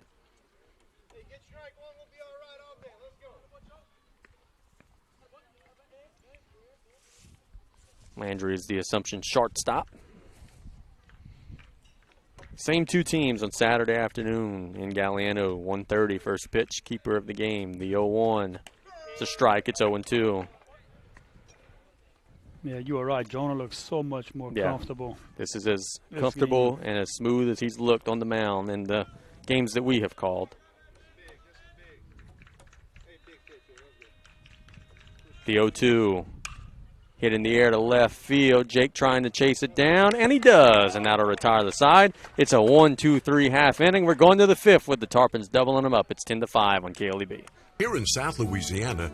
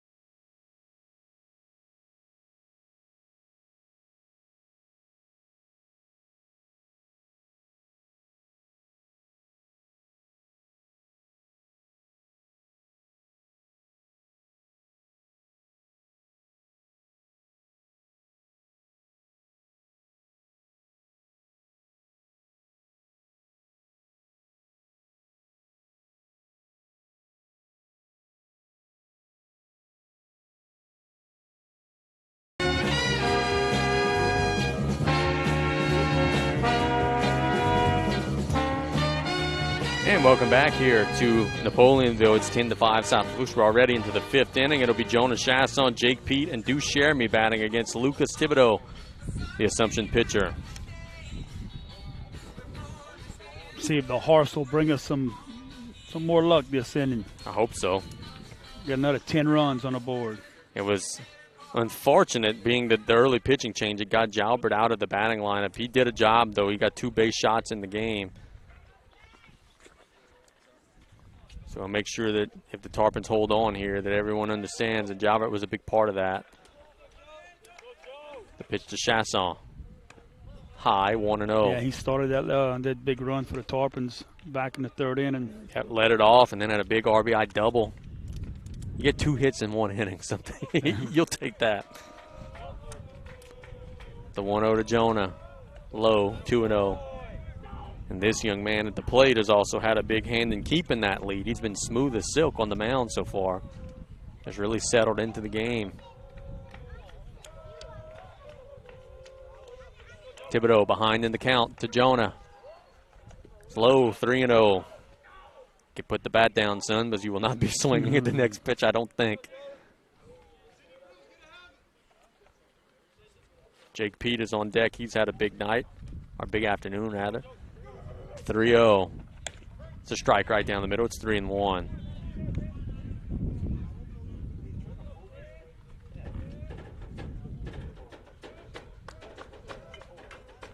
Wine and the 3-1 pitch. Fouled, and that'll be full. The 8 and 9 spots in the lineup today are 3 for 3 with a walk. And also 3 RBIs. That's right. That's doing work. That's the second game we see the Tarpons bottom half of the lineup producing for them. 3-2 on the inside corner for a strike, and there's one away. So a good bounce back from Lucas Thibodeau to get the out. We've seen that too many times this year where, and both sides, either we on offense or defense, where it's 3-0 counts and pitchers come back and end up getting a strikeout or get the out. They got you right where they want you at that point. Pete will stand in. Swung at the first pitch, hit it hard to right center field. That's a base shot. Stay hot, Jake Pete. My goodness, he's 2 for 2 with a walk in the game. And that was an impressive swing. First pitch, he said, you know what, you're going to give me a fastball in the strike zone, I'm going to tattoo it. And that's what he did. And we saw in the last time he got on, he could run. He stole second the last time. Let's see if he's active here as Deuce Jeremy stands in. Not going. It's high, 1-0. Yeah, let's see something for Saturday. Normally when you get a a guy to plate that's hot and making contact a lot, you might move him up in your lineup. Let's see He Saturday may well, yeah. if he'll stay in that 9 hole or if they'll move him up a few spots. He may well. Pitch. Fouled into the screen. It's 1-1. Deuce had a sac fly in the 3rd inning and an RBI hit or error, one of them. He also walked in the game. So Deuce is having a good day at the plate today, either way that you slice it.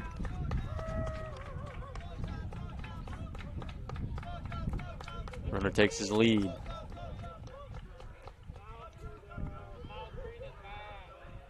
He's going. Swung on and foul tipped.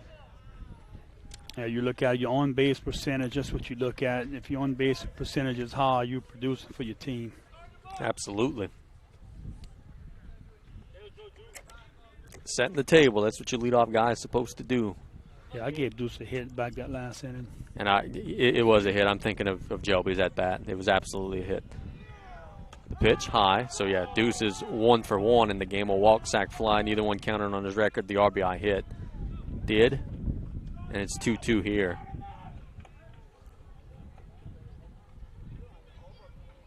Jake taking his lead.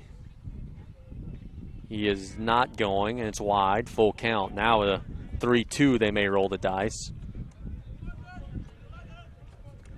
And Deuce again with another productive at-bat. Seeing a lot of pitches. What that does is it allows everyone in the batting lineup to see what this pitcher's coming with. They can maybe time him up. The runner is going. It's high, so it won't matter. It'll be runners at first and second after the walk, and Deuce reaches safely again. Now Mathern will stand in. Yeah, I believe Marcus had that hit error that was in question. Yeah. On a first baseman or not. Yeah, it was that ground ball. They kind of scooped it out. It could have gone either way. I gave him an infield single.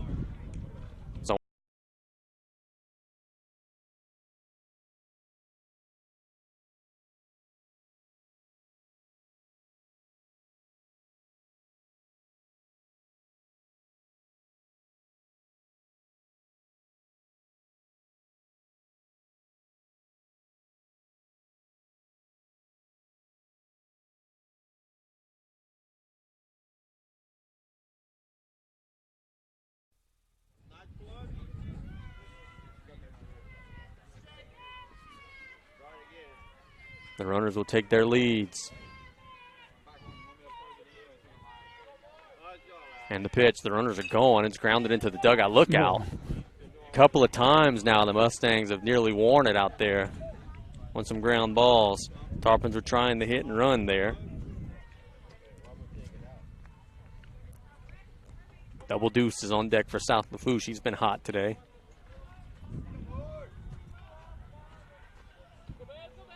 Thibodeau staring in. He's ahead in the count. The 1-2. Swing and a miss. And there's now 2 away.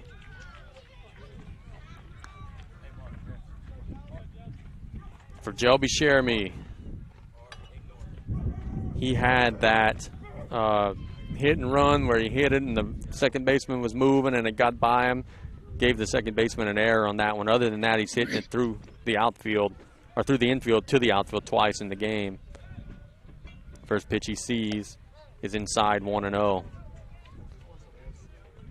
Little insurance couldn't hurt here, top of the 5th. We're up 5, but boy, we'd like to be up a little more, especially the way these Mustangs have swung it today. Well, we've seen what they can do. Absolutely. At the plate, so yes, insurance runs would help.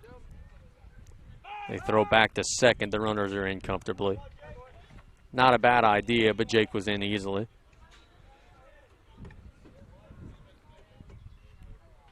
Two guys on the bases who are fleet of foot, Jake and Deuce. The pitch. Off of Jelby's foot, I thought. Yeah, it is a foul ball. Off of his foot. Jelby was not leaving it to chance, though, was he? He was busting it out of the box. But the right call was made. It's a foul ball.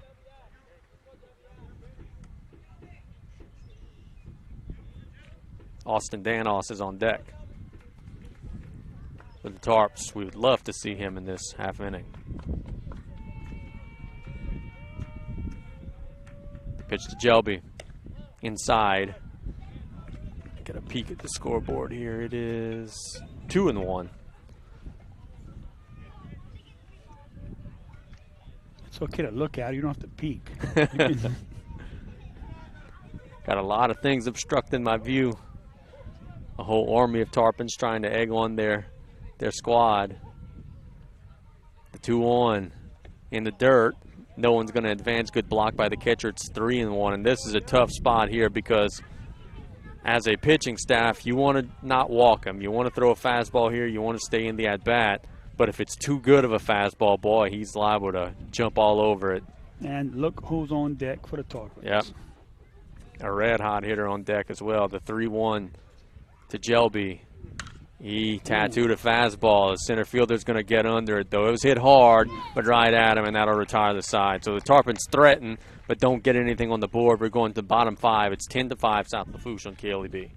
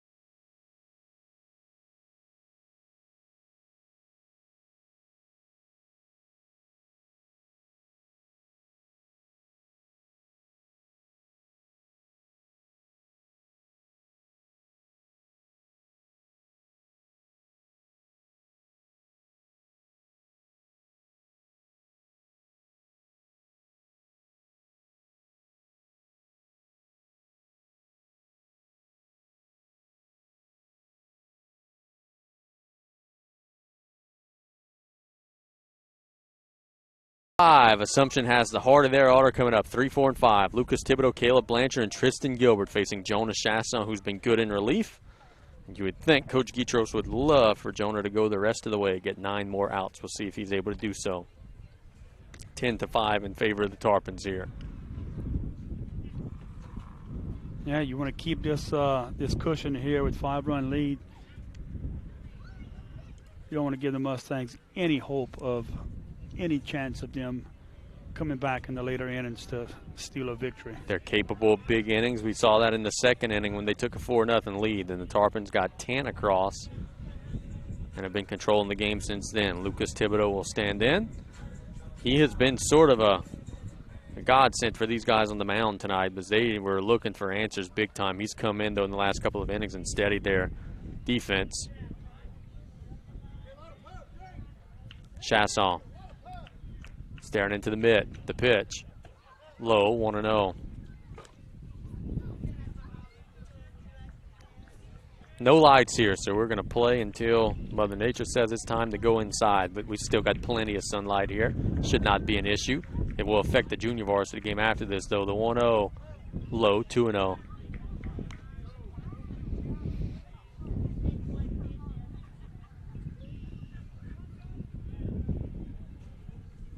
Chasson behind in the count. The pitch by the catcher, 3-0, and this is what you don't want. See if he could battle back.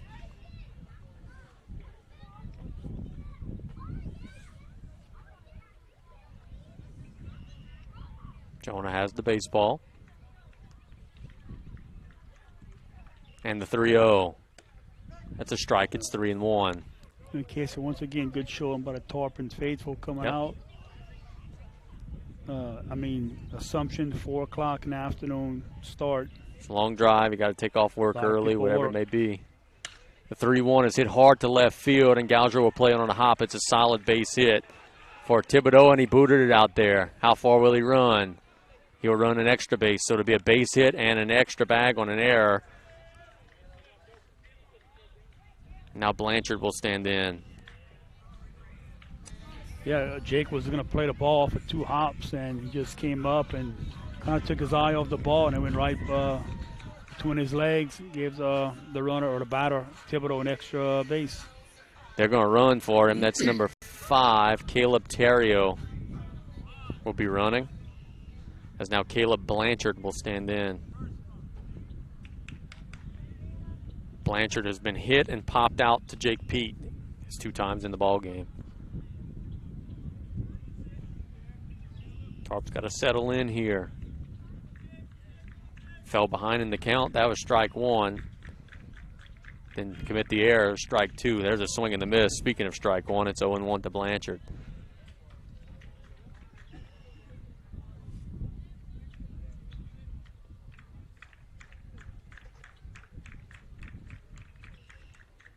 Chasson with the baseball. Runner takes his lead. The 0-1. High, 1-1. Yeah, curve just stayed up a little. Breaking pitch stayed up a little high.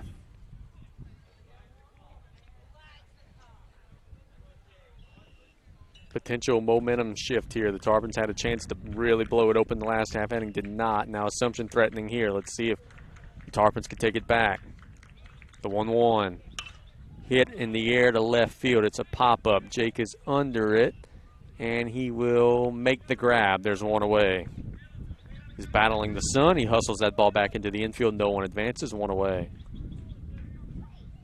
Mustangs, they're part of the order. The 5 and 6 hole hitters coming up to the plate. They are 4 for 4. This is a guy who's been a problem today. Tristan Gilbert. He got a base hit to left and a triple to right. The guy on deck, Tremont, has a triple and a double. So this is a big spot if Jonah could weave through this here. Yeah, single, double, and 2 triples from these 2 guys, young men. Gilbert was awfully good last year. He's picked up right where he's left off. The pitch. High, 1-0. Marcus bluffs a throw and then gets it back to his pitcher.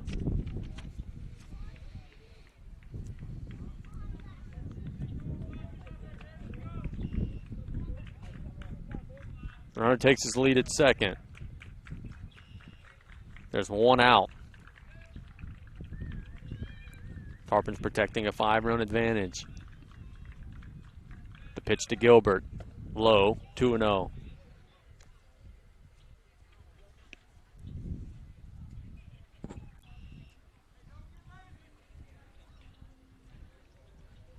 Do not want to put 2 men on. No. The last base hit was on a 3-1 fastball. You don't want to fall behind because you become predictable. You got to start showing strikes. That one is a hefty hack and foul. It's 2-1. To Tristan Gilbert. Tremont on deck for the Mustangs.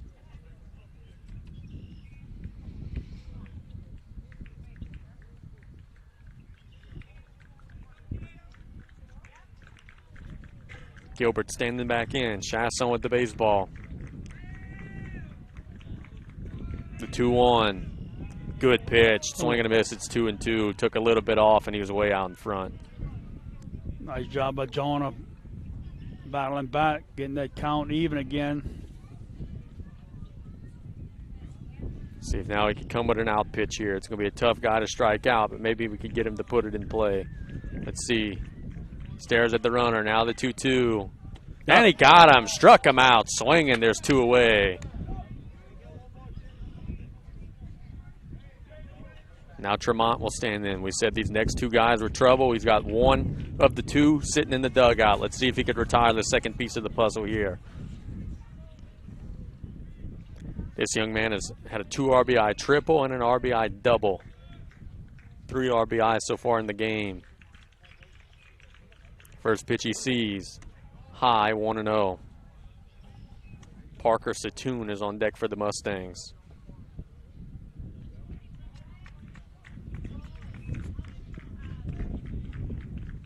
The runner takes his lead. Chasson with the baseball. The 1-0. It's a strike. He took a little bit off. It's 1-1. Tremont didn't like the call. He was shaking his head no the entire way.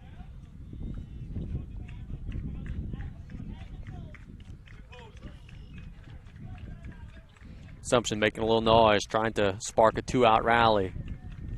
The 1-1. Slow. Mathern blocks it, but the runner is going to try to advance. A wise job by Marcus putting that one in his pocket. He didn't have a very good chance to get him, if at all. And the risk there is just not worth the reward. Not a great job on Marcus. Once again, he blocked the ball. Just came out right in front of him, got away just a little bit. So it's 2-1 now to Tremont. And the pitch. Inside and by him. Now they're going to come home. It'll be a play at the plate, and they're scored 10-6. The first one was a wild pitch. I think that one was just a pass ball. That one's one Marcus would like to have back. Yeah, just hit his glove. Same thing, I think, back in the maybe second inning. So the Mustangs trim one more off the deficit, and it's 10-6. No one now on base. The 3-1 hit foul behind this. It'll be 3-2. Tremont had his eyes on 10-7 there. That was a very hefty hack. He got under it.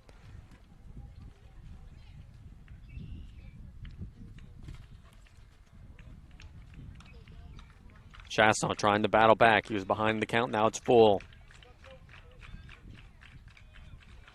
Full count delivery. Grounded to the right side. Guitros gets a bad hop, but the Tarpons are still going to get the out from an outstanding play by Ducherme, backing up his first baseman, and Jonah Chasson was covering the bag. So the Mustangs threaten, but only get one. It's 10-6. We've got 2 innings to go in KLEB.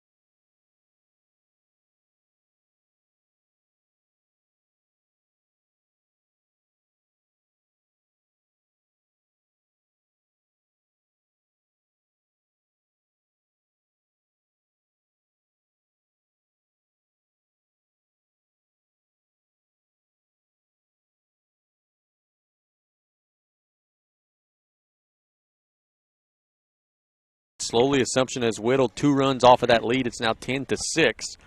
Going to the 6th inning, Austin Danos, Evan Guitros, Darren Duce will stand in against Lucas Thibodeau, who's done a good job in relief for the Mustangs. Hey, go back to that last play. Guitros at first base, going to field the ball, kind of got behind him, but then Ducherme. Chermy's coming over from second base to back him up. Right place, right time. Got the play, fielded the ground ball, and made a good play with the pitcher going ahead and cover first base. Jonah was flying to cover that bag. He did an outstanding job. Now Danos will stand in. He's grounded into double play. Had a 2 RBI double and a ground out to the second baseman. 1 for 3 in the game. First pitch swing, and it's a ground ball to the right side. The first baseman will field and touch the bag for the out. Tell you what, if you look at the final in line, you'll see 1 for 4 for AD. He's deserved a little better than that because he's put a charge into every one of the balls that he's hit. Just only had luck on the double as Guitros will now stand in. He's in the positive. He's making contact. Yeah, he is. First pitch swinging from Evan, and it's 0-1. Swung through it. It's always a positive. Evan has grounded out to the second baseman, had an RBI base hit, and he's flown out to left.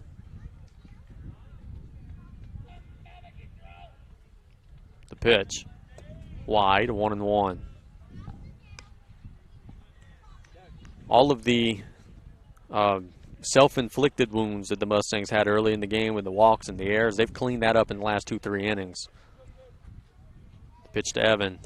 Low, it's 2-1.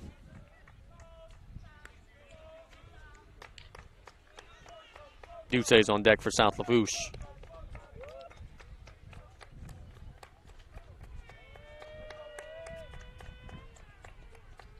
The windup and the 2-1.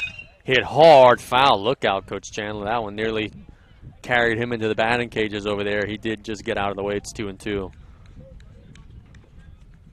The least desirable job on the baseball field, third base coach. There is no way I would want to do that job. It's a quick move by Coach Guitros there. He didn't have to run. He just turned his body. The 2-2 is wide. It's now full. It's like his feet were in cement for a second. He just turned his body and got away from that ball. Not much time to react. It's now 3-2 to Evan, the first baseman for the Tarpons. The wind and the pitch.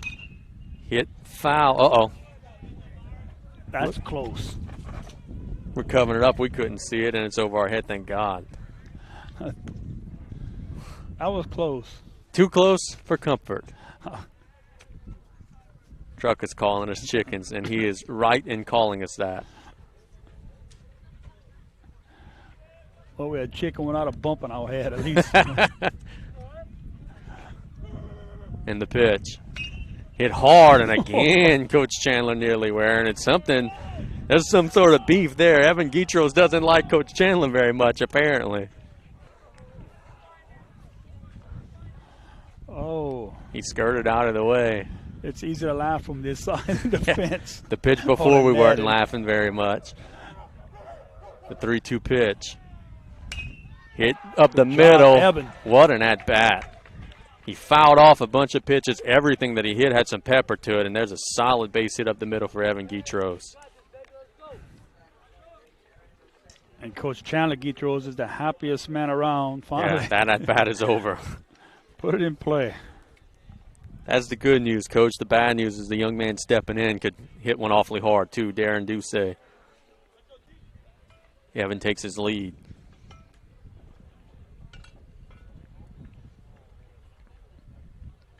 Here's Thibodeau's pitch. Swing and a miss. It's 0-1. I'm not a hitting coach at all, but it feels like Darren's swing has gotten a little bit long.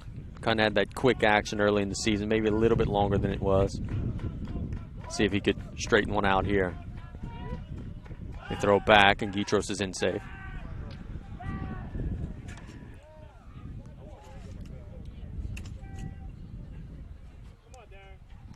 Tarpons would like to add a run or two here to take away those runs that the Mustangs have gotten in the middle innings.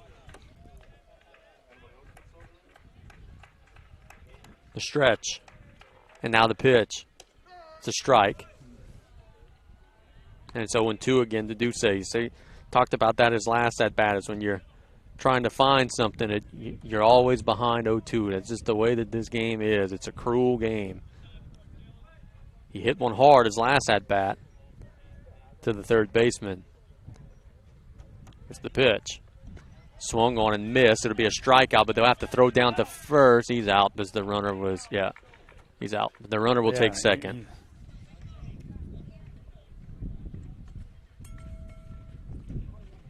But if for nothing else, him busting it down first base, the catcher didn't realize it, so it allowed the runner to take second. Right. And with first base occupied, one out, he's on a strikeout, missed third strike, the batter is out. So Jake will now stand in. He's 1 for 3 in the afternoon. A base hit could mean a run here if it gets through. Thibodeau's pitch. Hit hard up the middle. There's a base hit. Will they send him around? They are. They'll throw home. And it's way up the line. The Tarpons have added a run on an RBI base hit from Jake Gouger. That was much needed. It's 11-6. He tattooed that one right up the middle. The Tarpons were aggressive, and they couldn't convert the defensive play. And Jake also took second on the throw. Yeah, nice hit by Jake, and also a nice base run and taking second base on that throw home to the plate. So it's now 11-6 Tarpons, and Jonah Chasson will stand in with a chance to help himself out. Jonah was ahead 3-0 in the count, then struck out. That's a low 1-0. You talk about it could be a big run here for the Tarpons. Yep. These Mustangs hit the ball hard. The pitch. Swing and a miss. That's 1-1. Yeah, Jonah just needs to relax up there at the plate. Kind of taking his eye off the ball. Jake runs well. Anything into the outfield, moving on contact, he'll have a very, very good chance to score. The 1-1. That's a strike on the outside corner. It's 1-2. On one hand, he may not have liked the call. On the other hand, he may be thinking, hey, if I get that call the rest of the game, we'll be A-okay. Thibodeau looks at the runner. Now the 1-2. High, it's 2-2. Jake Pete on deck. He's had a big, big afternoon for the Tarpons. See if Jonah could punch one right over third base. The 2-2 in the dirt. The catcher blocked it. It'll now be a full count.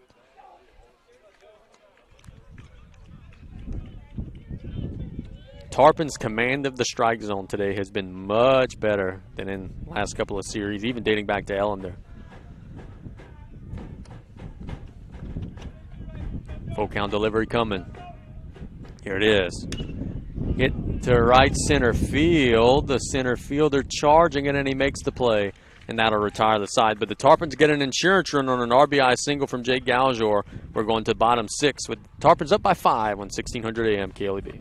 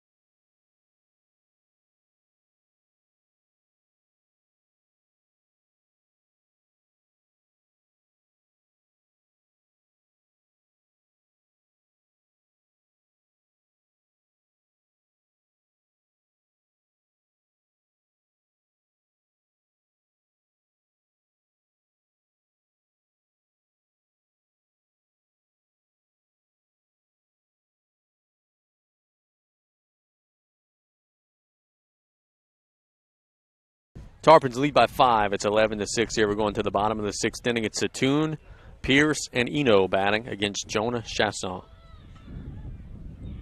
Let's go ahead and pause 10 seconds for station identification. You're listening to Varsity Baseball on KLEB. You're listening to ESPN 100.3 FM, KLRZ, LaRose, New Orleans, and the River Region. Jonah will try to get 6 more outs here. It's a big half inning for the Tarpons here. You're thinking, what, 11-6 lead? 11-6. Why is it? You want to make sure if the Mustangs are to come back, you don't want to let them chip away a few runs here and a few at the bottom. Make them all in one time if they're going to do it at all. And your chances of winning are increased here for the Tarpons if you can do that. Pitch to Satoon is grounded to the right side. Duce stabs it and can't get it out of his glove. So the Mustangs will have a base runner. Duce did a good job there to just get a glove on it. Then it fell out of his glove and allowed Satoon to get the first. Yeah, it wasn't a very easy play. He made a good play on the ball. Just when he was trying to get it out of his glove, but he dropped it and allowed the runner to get safely at first.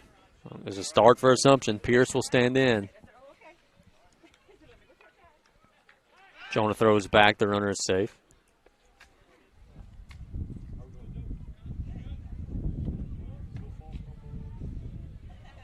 I think that's Pierce, number 9.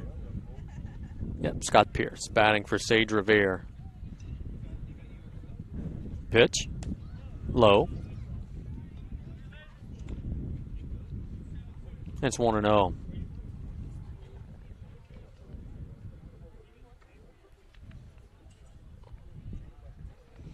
Chasson paying a lot of attention to Satoon over there. Now the pitch. Hit hard through the infield, and here we go. The bottom of the order is getting on base. That means the top of the order is going to be coming up with ducks on the pond. That's not what we want here. And Eno now will stand in. 2 aboard, no one out. The Tarpons are up by 5, but the Mustangs are threatening here in the bottom of the 6th. Eno's grounded out to the third baseman and had an RBI base hit up the middle.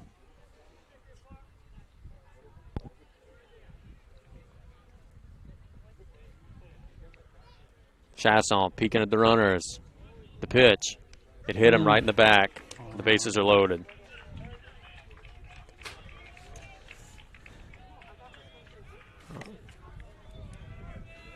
We don't have a view of the bullpen. We have no idea if anyone is throwing.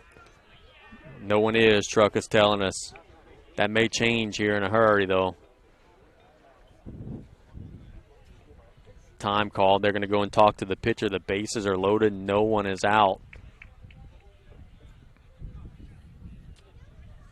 Not the way you want to start the bottom half of the sixth inning if you're a Tarpons fan. Not when you're facing 7, 8, and 9, no. Because now you got to face 1, 2, and 3 with guys all over the place. The error, the base hit, and the hit by pitch. And talked about the things Assumption was doing to hurt themselves earlier in the game. The Tarpons have done a couple of things to hurt themselves in this half inning. Let's see if they could battle back. They had a pretty sharp meeting on the mound. Just very simple. Get the batter. Yep. Rousseau will stand in. Noah Plaisance will go down to the Tarpon bullpen to start throwing. Ethan Rousseau. Bunt hit, ground out, and fly out. He's 1 for 3. The pitch. Shows bunt, pulls back. It's 1-0.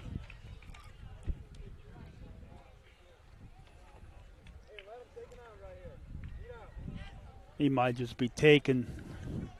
Yeah, I don't know that he's serious about bunting the baseball. The pitch. Swing and a miss. It's 1-1. He's not taken. A dangerous hitter at the plate in a dangerous situation. The bases are loaded. No one's out.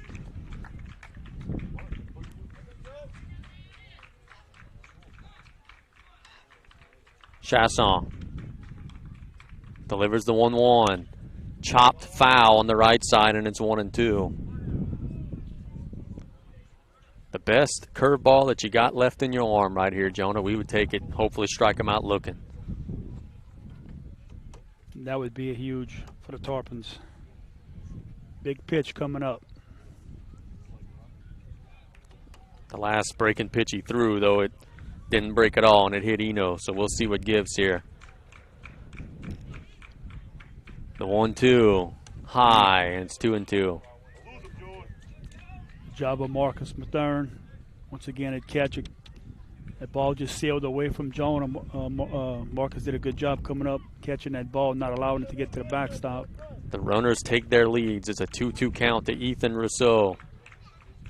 Chasson's pitch. Hit in the air, shallow, and that's dropping for a base hit. Only one. One run will score. No one else will advance, but it's now 11-7, and the tying run will be coming to the plate, and there is no one out, folks.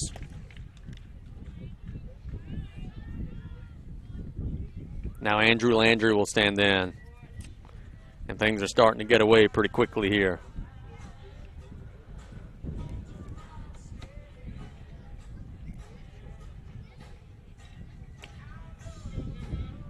Landry has grounded out a couple of times, flown out.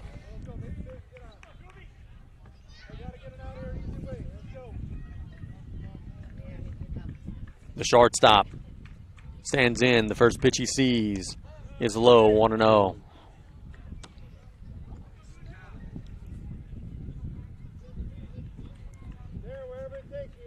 Chasson.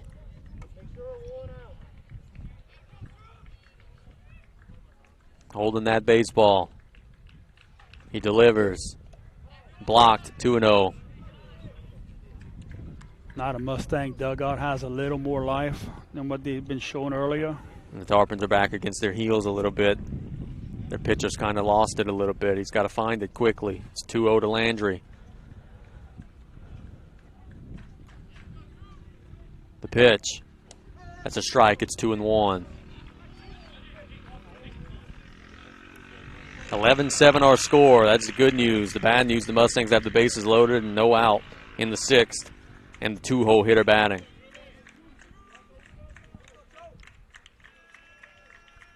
Jonah delivers. Chopped into the Assumption dugout. It's 2-2.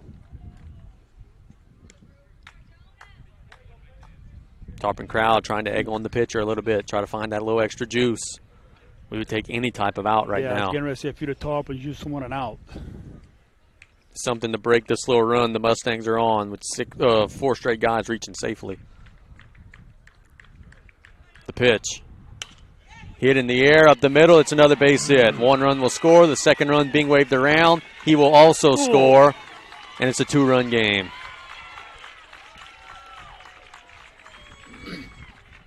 It's 11-9 on a 2 RBI base hit from Landry.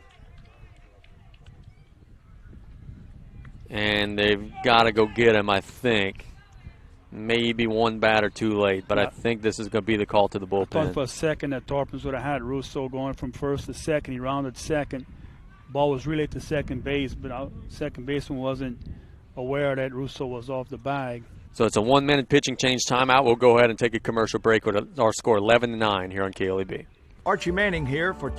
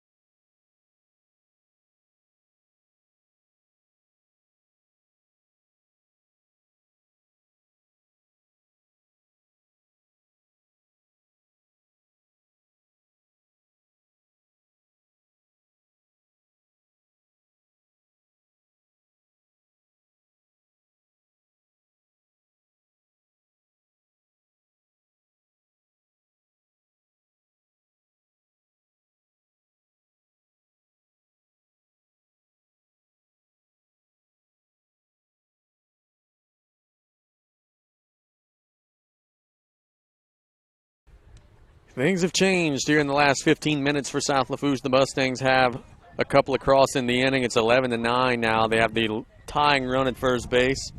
The leading run will be coming to the plate, and a new pitcher will be Noah Plazos. Tarpons' bullpen has just been a little bit snake-bitten. Those last 2 batters, Russo and Landry, it's not like they hit the ball overly hard. They just kind of got some little bloop shots, got base hits. He just found, it's found an area where the Tarpon defenders were, and it was no fault with the Tarpon defense. It just, those bloop singles really didn't hit the ball that hard, but they were effective. So Thibodeau will now stand in, and this is a situation where he could be bunting here, try to get the tying run over to the second and third. Could be swinging away because heck, it's your 3-hole hitter. Why not? See what the Mustangs come with here as Plazos makes his final warm-up tosses. And I'm sure the Mustang coaching staff is going to want to get a couple more runners on and get to that 5- and 6-hole hitters for them, who've been very dangerous today. Still no one out. It's now 11-9. Thibodeau will stand in, facing Plazos. Plazos' first pitch of the game. The runners are going. It's bunted down the first base line. The Tarpons will get the out, so it's a clean sacrifice. Mustangs just made a mistake there. You want me to tell you the mistake they made? The runners were already standing on second and third before the pitch even got there. If he pulls back, they would have gotten that bunt for free without having to give up the out. We'll take it. Now Blanchard stands in. Let's see if it gives Noah confidence. He got the out. Blanchard's been hit and popped out a couple of times. It's the pitch. Low, 1-0.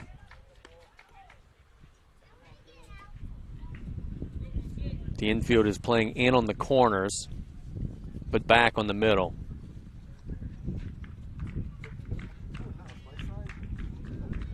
Plazos with the baseball. Time call.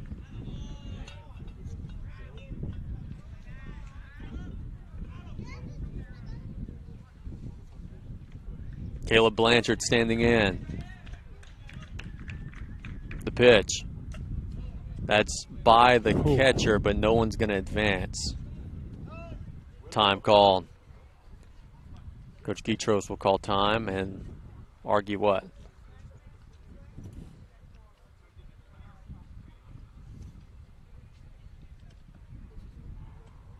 Whatever it was short-lived. So the tying run at second base. The count is 2-0 to Caleb Blanchard.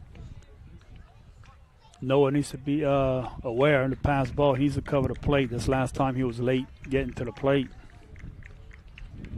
Fortunately, the Mustangs were not charging. 2-0. Low, 3-0. He's got to just throw strikes.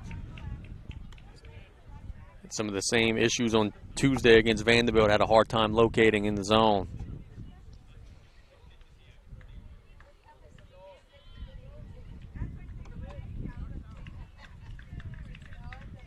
The 3-0. He walked him on 4, and the Mustangs now will have the leading run over at first base.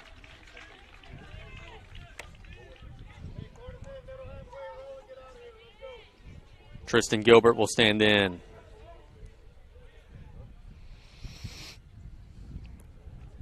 You've got dangerous hitters coming to the plate. We're struggling to throw strikes.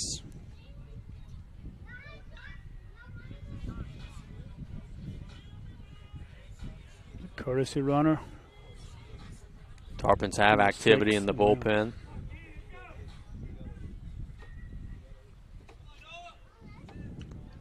We'll try to figure that out in a minute. Gilbert will stand in. Bases are loaded. 1 out. Plays on Swines and fires. High, 1-0.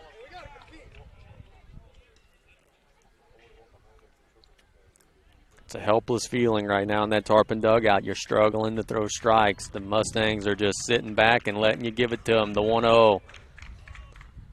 Low, 2-0. No, Coach Guitros maybe come again. He don't throw strikes here. I don't know how much longer you could wait. Staring into the mitt.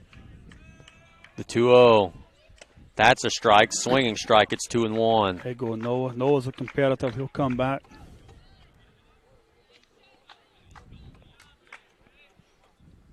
Take a ground ball right back to him here. The 2-1. He winds. He fires. It's hit in the air to the right side. Pete fields it clean. He's coming up throwing. And it's going to be a close play, but he is in safely. So it's a sacrifice fly, the second out, and it's 11-10.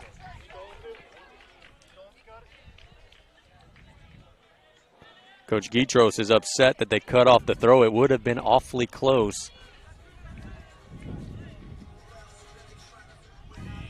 But now Tremont stands in. Runners at the corners, 2 out. It's now 11-10.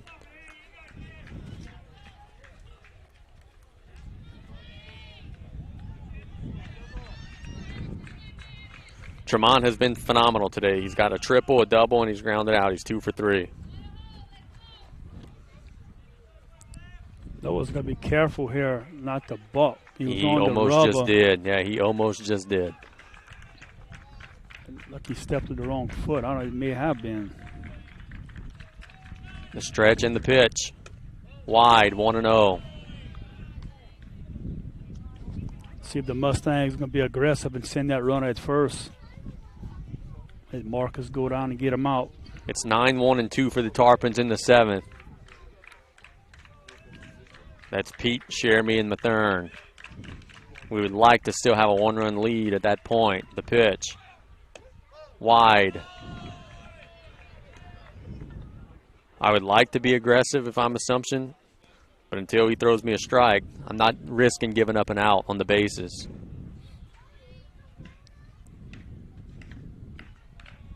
The 2-0. That is a ball. It's 3-0. Not a bad spot. Even if you walk him here, load the bases, still 2 outs. It's a dangerous hit at the plate, Tremont.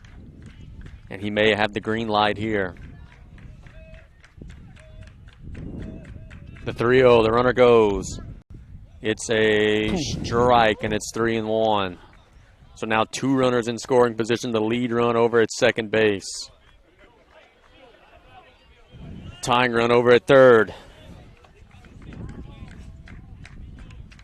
He now winds and delivers. And he walked him. The bases are loaded. Coach Guitros is going to go get him. So it's a call to the bullpen. Let's make a 1-minute pitching change timeout. It's now a 1-run game on KLEB. Oh, yeah, for over 6.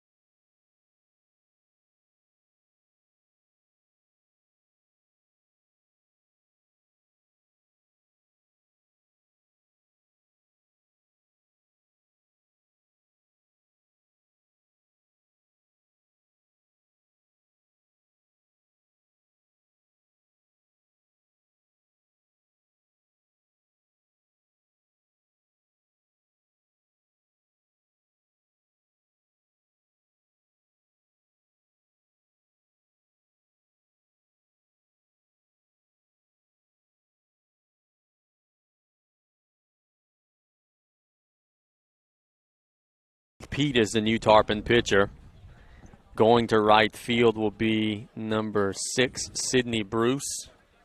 The bases are loaded here. There are 2 outs. It's now 11-10, the Tarpons lead. Parker Satoon will be standing in. The Tarpons just got to find a way to start throwing some strikes, man. They have walked entirely too many batters, hit too many batters here in this little rally.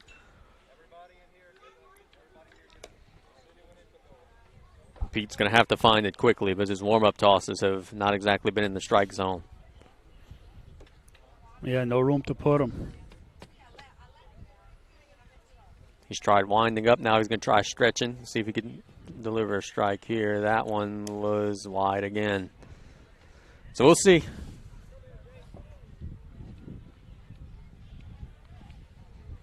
Satoon will stand in. That was a strike. I think he's got one more warm-up throw. Do they give you maybe a little more, a couple of extra tosses if you're coming in from the field and not from the bullpen? Because I feel like he's throwing a little more than I think you might. one more.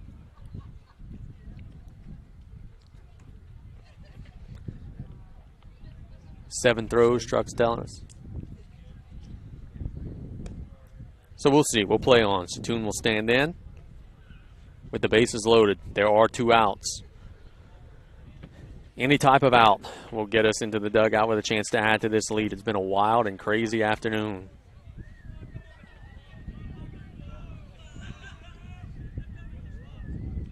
Satoon has been hit, flown out, and reached on an error. He reached on an error to lead off this inning. Yeah, job simple. We've got to get the out. If not, we're looking at a tie game. Yep, or worse. Pete with the baseball. The pitch. Right down the middle for a strike. It's 0-1. Good looking pitch by Jake Petrie.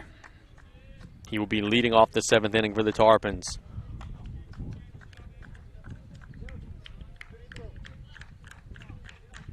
Satoon standing in that right-handed batter's box. The 0-1. Hit in the air to the outfield. Sidney Bruce is under it, and he makes the play and retires the side. And we all exhale as we take 60 seconds to breathe. The Tarpons lead by 1 run. It's 11-10 on KLEB.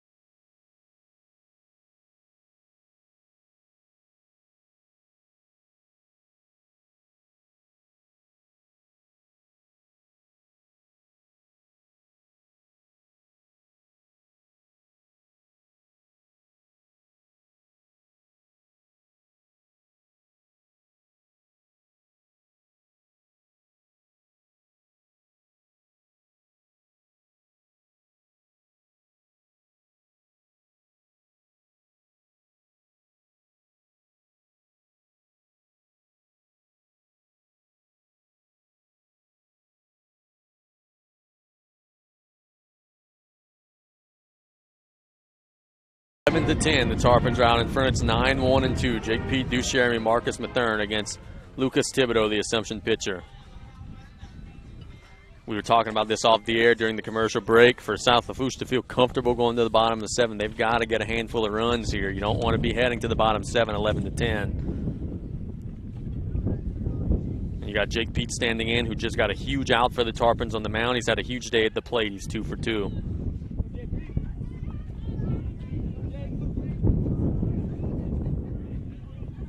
Wind seems like it's picking up a little. Yeah, it is. Sun setting behind us. The first pitch of the 7th inning is low, 1-0.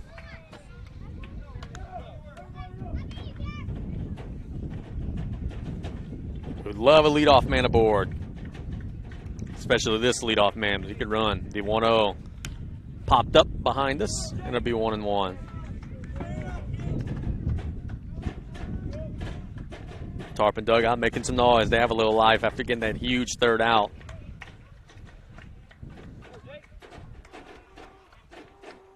Thibodeau winds, and the 1-1. Swing and a miss, 1-2.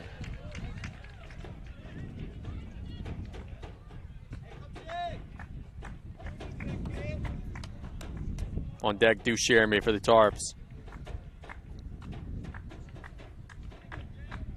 Now the pitch. Low, good eye, 2-2. And we'll see in the bottom half if the Tarpons will go back with Jake Petrie or get back in the pen. Have options. The 2-2 coming. Got him on the outside corner, 1 away. I'd maybe go to Jake Pete for a couple of batters. I'd think about going Jake Gauger for an inning and then start him again on Saturday. Jeremy will stand in. The pitch. It's a strike. It's 0-1. MVP of this game for Assumption so far tonight is Lucas Thibodeau. He's given them a chance. They were behind big. He stopped the bleeding. Deuces sees a pitch and hits it foul. Out of play behind us. It'll be 0-2.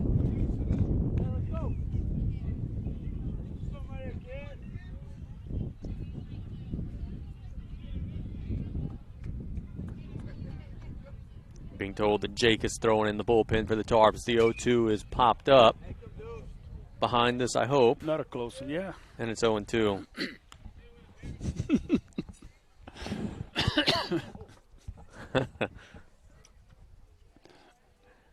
Deuce will now stand back in. The windup and the pitch. High, 1-2. With all this crying we're doing about foul ball struck make us do the last game on the inside the fence. At South Terrebonne, we got to do them without any protection. Down the third base line, the 1-2. Popped up foul. Will it get out of play? It will not. Blanchard squeezes it for the out. A big second out. Nice play by Blanchard. The foul ball wasn't really hit that high behind him at home plate. Did a good job locating that ball and getting under for the second out. Marcus Mathern now stands in. He's had an infield base hit, walked, struck out a couple of times. See if the Tarpons could have any two-out magic here. The pitch. It's a strike. It's 0-1.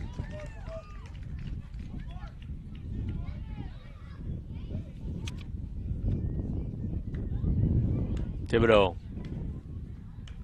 delivers the 0-1, and it hit him. No one likes to see Marcus get hit by a pitch, but we desperately needed a base runner there, so we'll take it. Assumption coach is going to argue, saying that Mathern did not try to get out of the way. The next call that he agrees with will be the first call that he agrees with.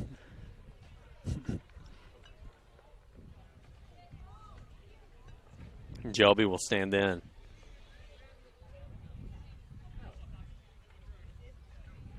They're appealing, and they're saying no, indeed. I mean, where's he supposed to go?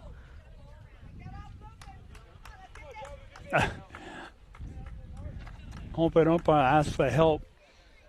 First time I see a Coach Oregon trying to get the appeals. He can't see from over there. You're making his point for him. Shelby now will stand in.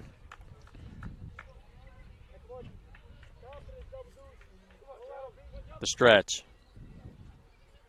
And the pitch. It's a ball, 1-0. Interesting that Marcus Mathern with 2 outs is running for himself here.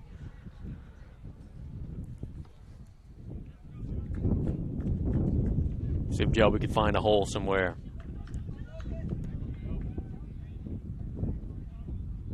The 1-0. Low, 2-0. Dangerous hitter at the plate, dangerous hitter on deck, dangerous hitter in the hole. It's just up to the Tarpons now to make it hurt. There are 2 outs. Thibodeau behind in the count.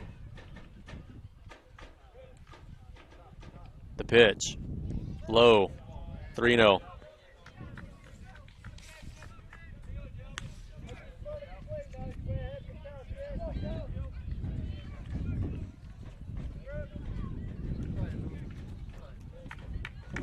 Three-0 count coming.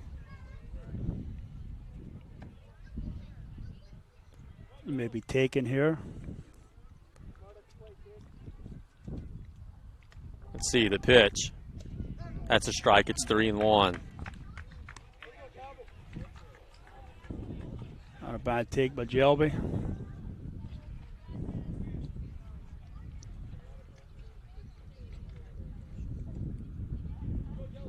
It'll be 3-1 to Shelby Sheremy. The runner takes his lead. The pitch.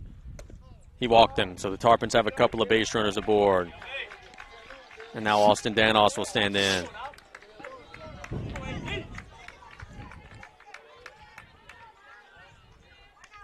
So AD will stand in. He's only 1 for 4, but he's hit everything with some pepper. Let's see if he could find a hole somewhere.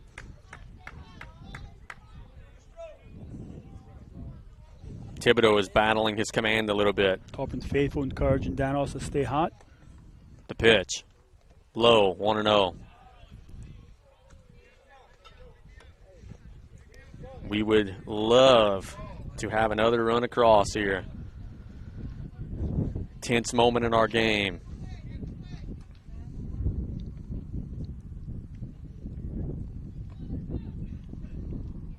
The pitch to Austin is high. It's 2-0.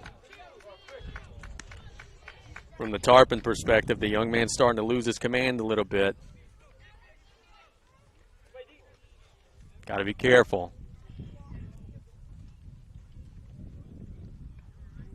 The stretch.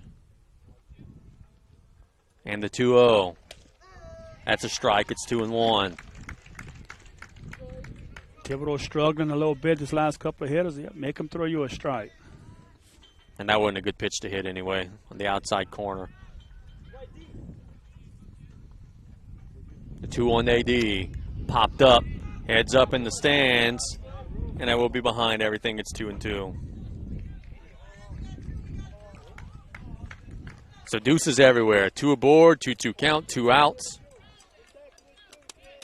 The Tarpons would love Austin Danos to give them a 2-run lead.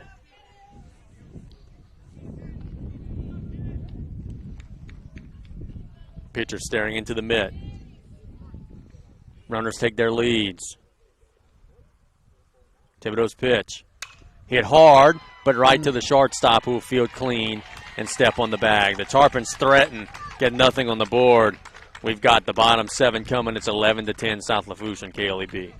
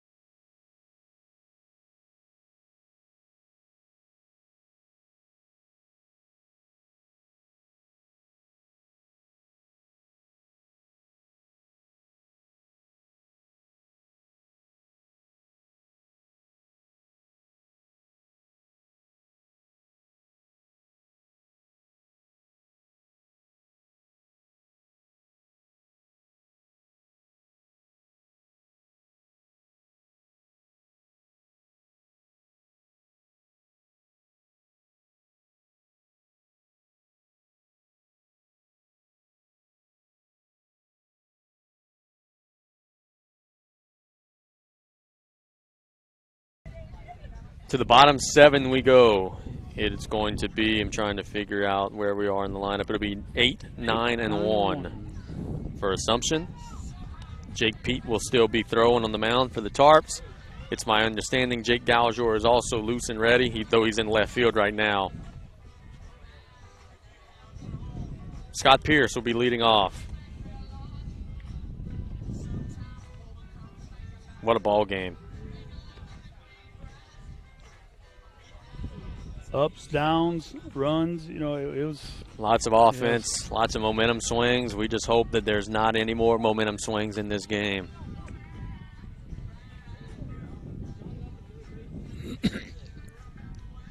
Long half inning here, Blue. Come on now. We did a full 60-second break, and they're not even close to starting the inning. And we talked about this situation before. Let's get that first batter out. Keep the first guy off base in this inning. We'll see. Scott Pierce will stand in. You get that first out, put a little bit more pressure on these guys at the plate. If the leadoff guy gets aboard, and this is just me, I'm going to Jake Daljour in the pen. He's got experience closing games. I know you want to save as many pitches as you can for Saturday, but bird in the hand's better than 2 in the bush. I want to win today's game right here. Pierce stands in.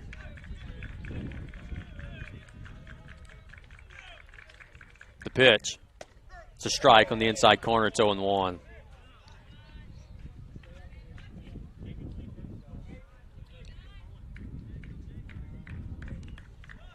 Jake Pete with the ball in his right hand. Staring into the mitt. The 0-1. High, 1-1.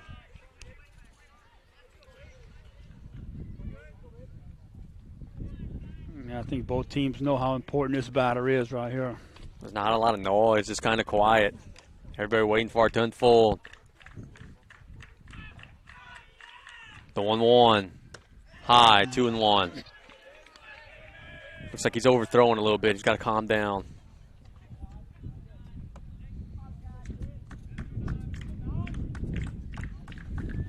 Pete with the baseball. And the 2-1. Hit in the air to the right side. And it's dropped. And it was going to be a double for the Mustangs. Truck can maybe help us. Did he get a mid on it? Did it fall fair? It fell. We have no view. We said drop as we heard the loud reaction. It just fell fair. So it's a double for Pierce. And now the tying run's over at second.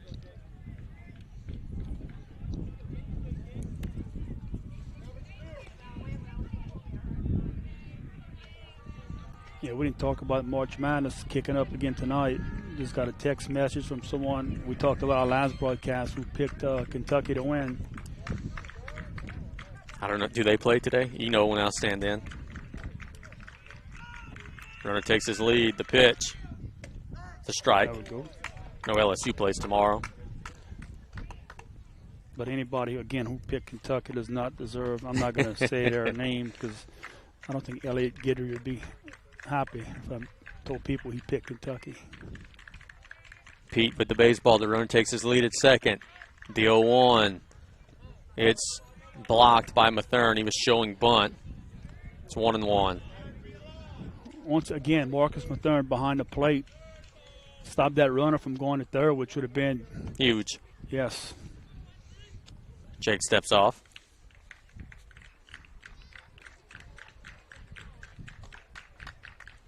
He was trying to bunt the last pitch. He didn't offer it the first pitch. Let's see what he comes with here. He's showing bunt. It's in the dirt. And Mathern blocked it again.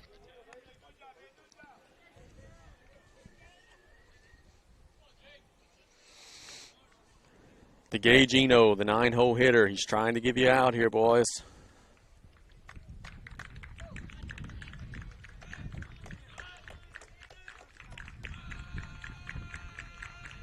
The 2-1. He's swinging. And he hits a fly ball to center field. That's caught by Guidry. The runner tags. He hustles it back into the infield, but he's in safely. So the runner advances, but the Tarpons get the out, so it's just like if he would have got the bunt down. Andrew made that closer than I thought it was going to be. But the tying run is now over at third base. Tarpons going to bring the infield in.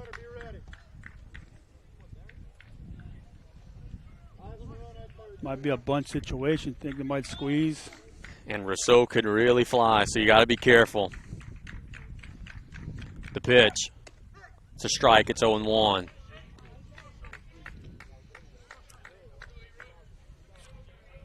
It's 11-10, but the tying run's over at third. There's one out. And the leadoff hitter, Ethan Rousseau, stands in. Jake Pete delivers an 0-1. Ooh, where did that miss, Blue? 1-1. Thought that was a good location there.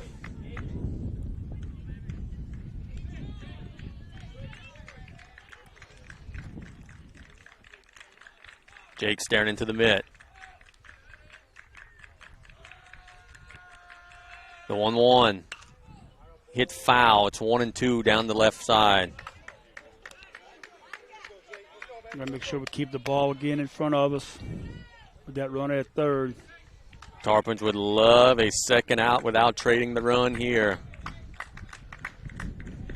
They're ahead in the count. The 1-2. Ground ball foul into the Tarpon dugout area. It'll stay 1-2.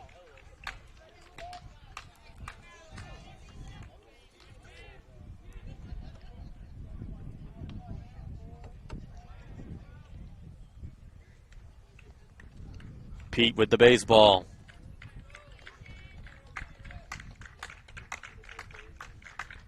Comes set. The 1-2. Just got a piece of it foul. It'll stay 1-2. He didn't touch much of the ball there, but just enough to stay alive.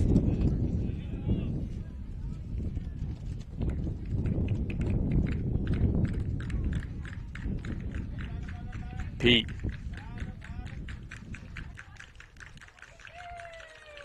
Comes set.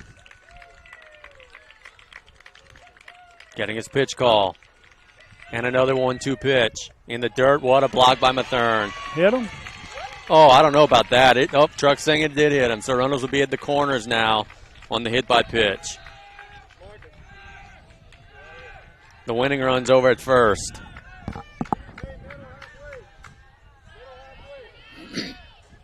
All right, we're still, right now, it puts double play ball in the game for you. Andrew Landry stands in.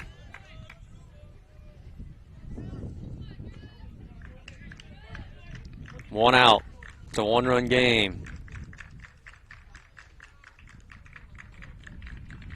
Pete. The runner goes. It's a ball. Now the winning run's over at second.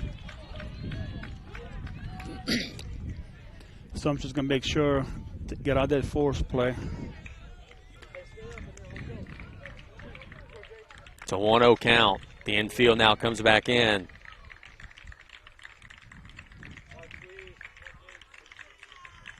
The pitch. Wide, 2-0.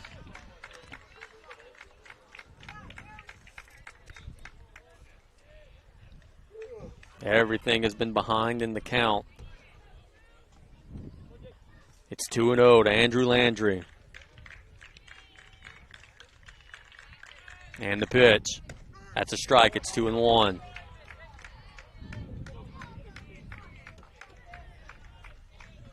Runners at second and third. There's one out. Andrew Landry standing in. Yeah, and the run at the plate doesn't mean anything. So. No, he's just trying to get those guys home.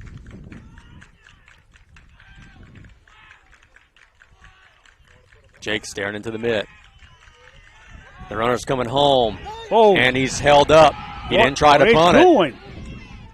And he's in a pickle. The Tarpons get the second out. There's 2 outs. Unreal. There are now 2 outs in the inning.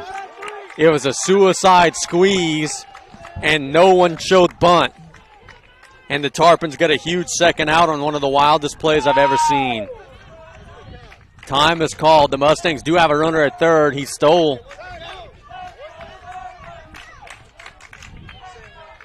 It's 1-2, I believe Blue said. I don't think that's right, though. 2-1. 2-1, yeah. Yeah, 2-1. So it's 2-1 at the plate. A runner at third, 2 out. The Mustangs just committed a huge base running mistake. They had all the momentum in the world with your 2-hole guy up at the plate. We take it. The pitch, low, 3-1. We still got to throw strikes, though. They're not going to keep running themselves out of innings.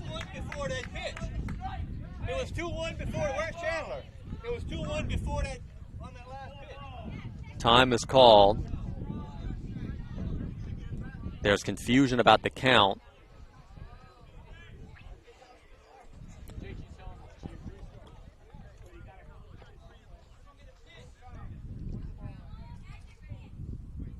Assumption's taking their base, but I don't know why, but it was supposed to be a 2-1 pitch. It's 3-1 right now. It's 3-1 right now. So the young man who retreated to first will take his base, or he started to take his base, now he'll come back. I think it was 2-1 before the pitch. This pitch was a ball, yeah, so it's 3-1. Yeah. And Coach Chandler specifically asked him before the pitch, what's the count? And he said 2-1. It was not ball 4.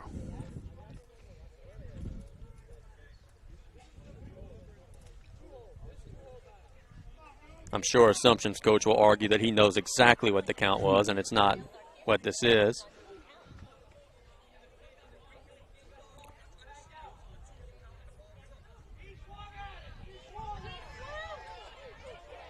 He's arguing. I don't think you're going to get him to change his mind.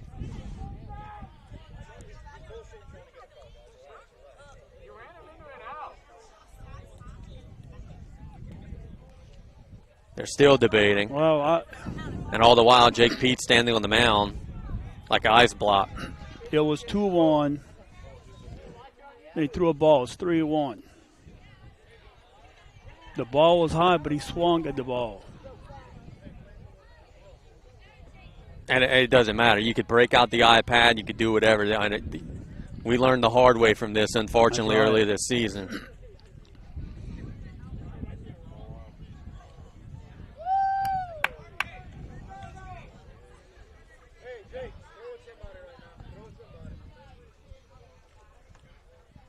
So he's still arguing his case. At some point, as an umpire, you got to tell him, hey, go sit down. We've had enough. Because, again, the Tarpon pitcher is just sitting on ice while this guy's talking to the umpire. You know, I don't know how many times you can answer the question. I can answer the question right now. Throw him out of the game. Tell him he's either going to the third base coach or throw him out of the game.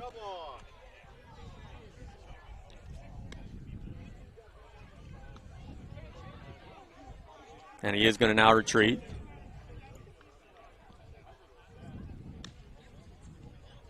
Oh, now it looks like they're starting to change their mind.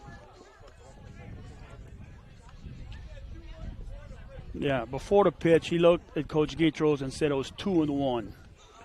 He told we saw that firsthand. He said it's 2-1. Now, if it actually was, I don't know the answer to that, but he told them before that pitch it was 2-1. Did you turn? It's not 1-2, and they said no, it's 2-1. Yeah. I think the play where they ran into an out is in question.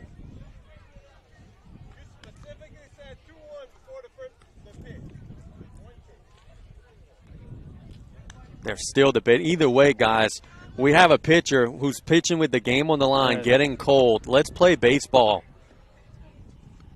You make a decision, and that's what it is. He did. It was 3-1 play. We're running out of sunlight on a game that may go to extra innings. We need to finish this game, guys.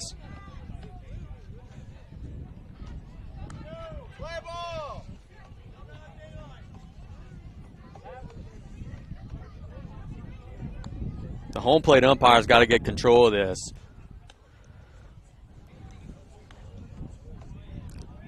Well, next he's going to want to go back and say, let's redo the squeeze play. Oh, we could redo the bottom of the second inning, too, if he wants. I mean, this is it shouldn't be taking this long. Make a decision, stand firm, be decisive. Even if it's wrong, whatever it may be, let's play. See what I blame for this? I blame the no or no call for this, because now everything is going to be questioned. Yeah. It didn't go Assumption's way. It'll be 3-1. 3-1.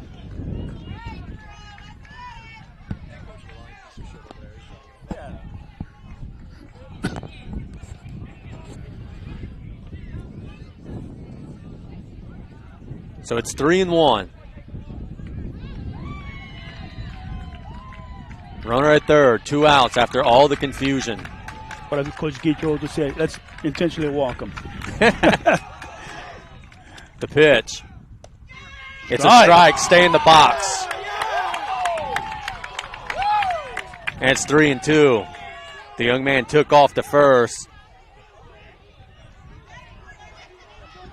It's now full. You heard of backfire? That's what just happened. That long argument. Pete with the baseball. Everybody making noise. He steps off.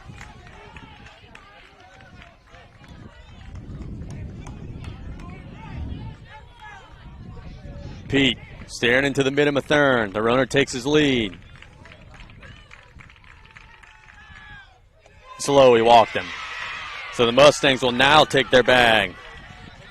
Runners will be at the corners for Lucas Thibodeau.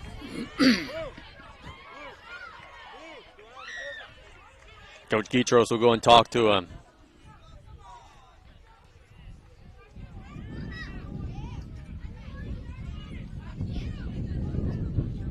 We don't think any change will be made here. We think this is just to talk it out.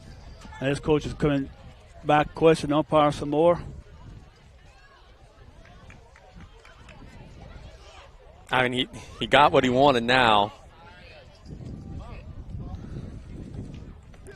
Runners at first and third. There are 2 outs. It's a 1-run game. I don't know how many more innings we could play if we go to extras here.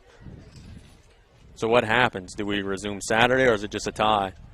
Should that happen? No, they can resume. On Saturday morning? Yeah.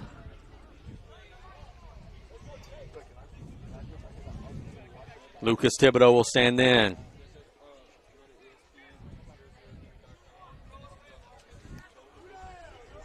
What a ball game. Yes. What a crazy finish. We just hope it goes our way. Let's go, Jake. Pete standing in. Facing their 3-hole hitter. Staring into the mitt.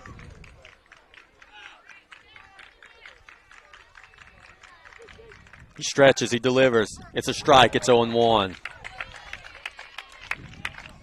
Was very surprised to not see Assumption steal second there. Try to get the winning run over in scoring position. Well, they got a chance too. Marcus can throw him out and end the game.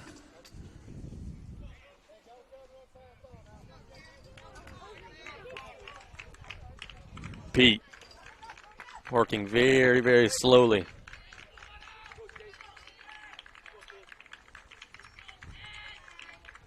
The runner goes. The 0-1's in the dirt. Mathern blocked it. It's 1-1.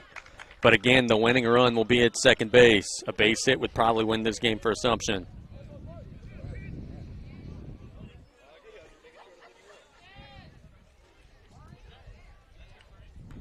Crowd making noise, egging on the pitcher.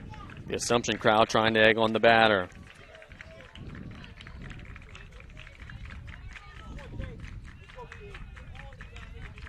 The 1-1 in the dirt, another beautiful block by Mathern, but we're just making it too difficult on him.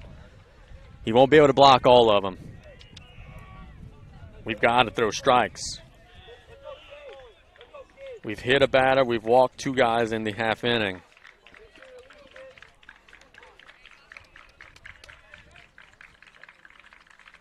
The 2-1, high, 3-1.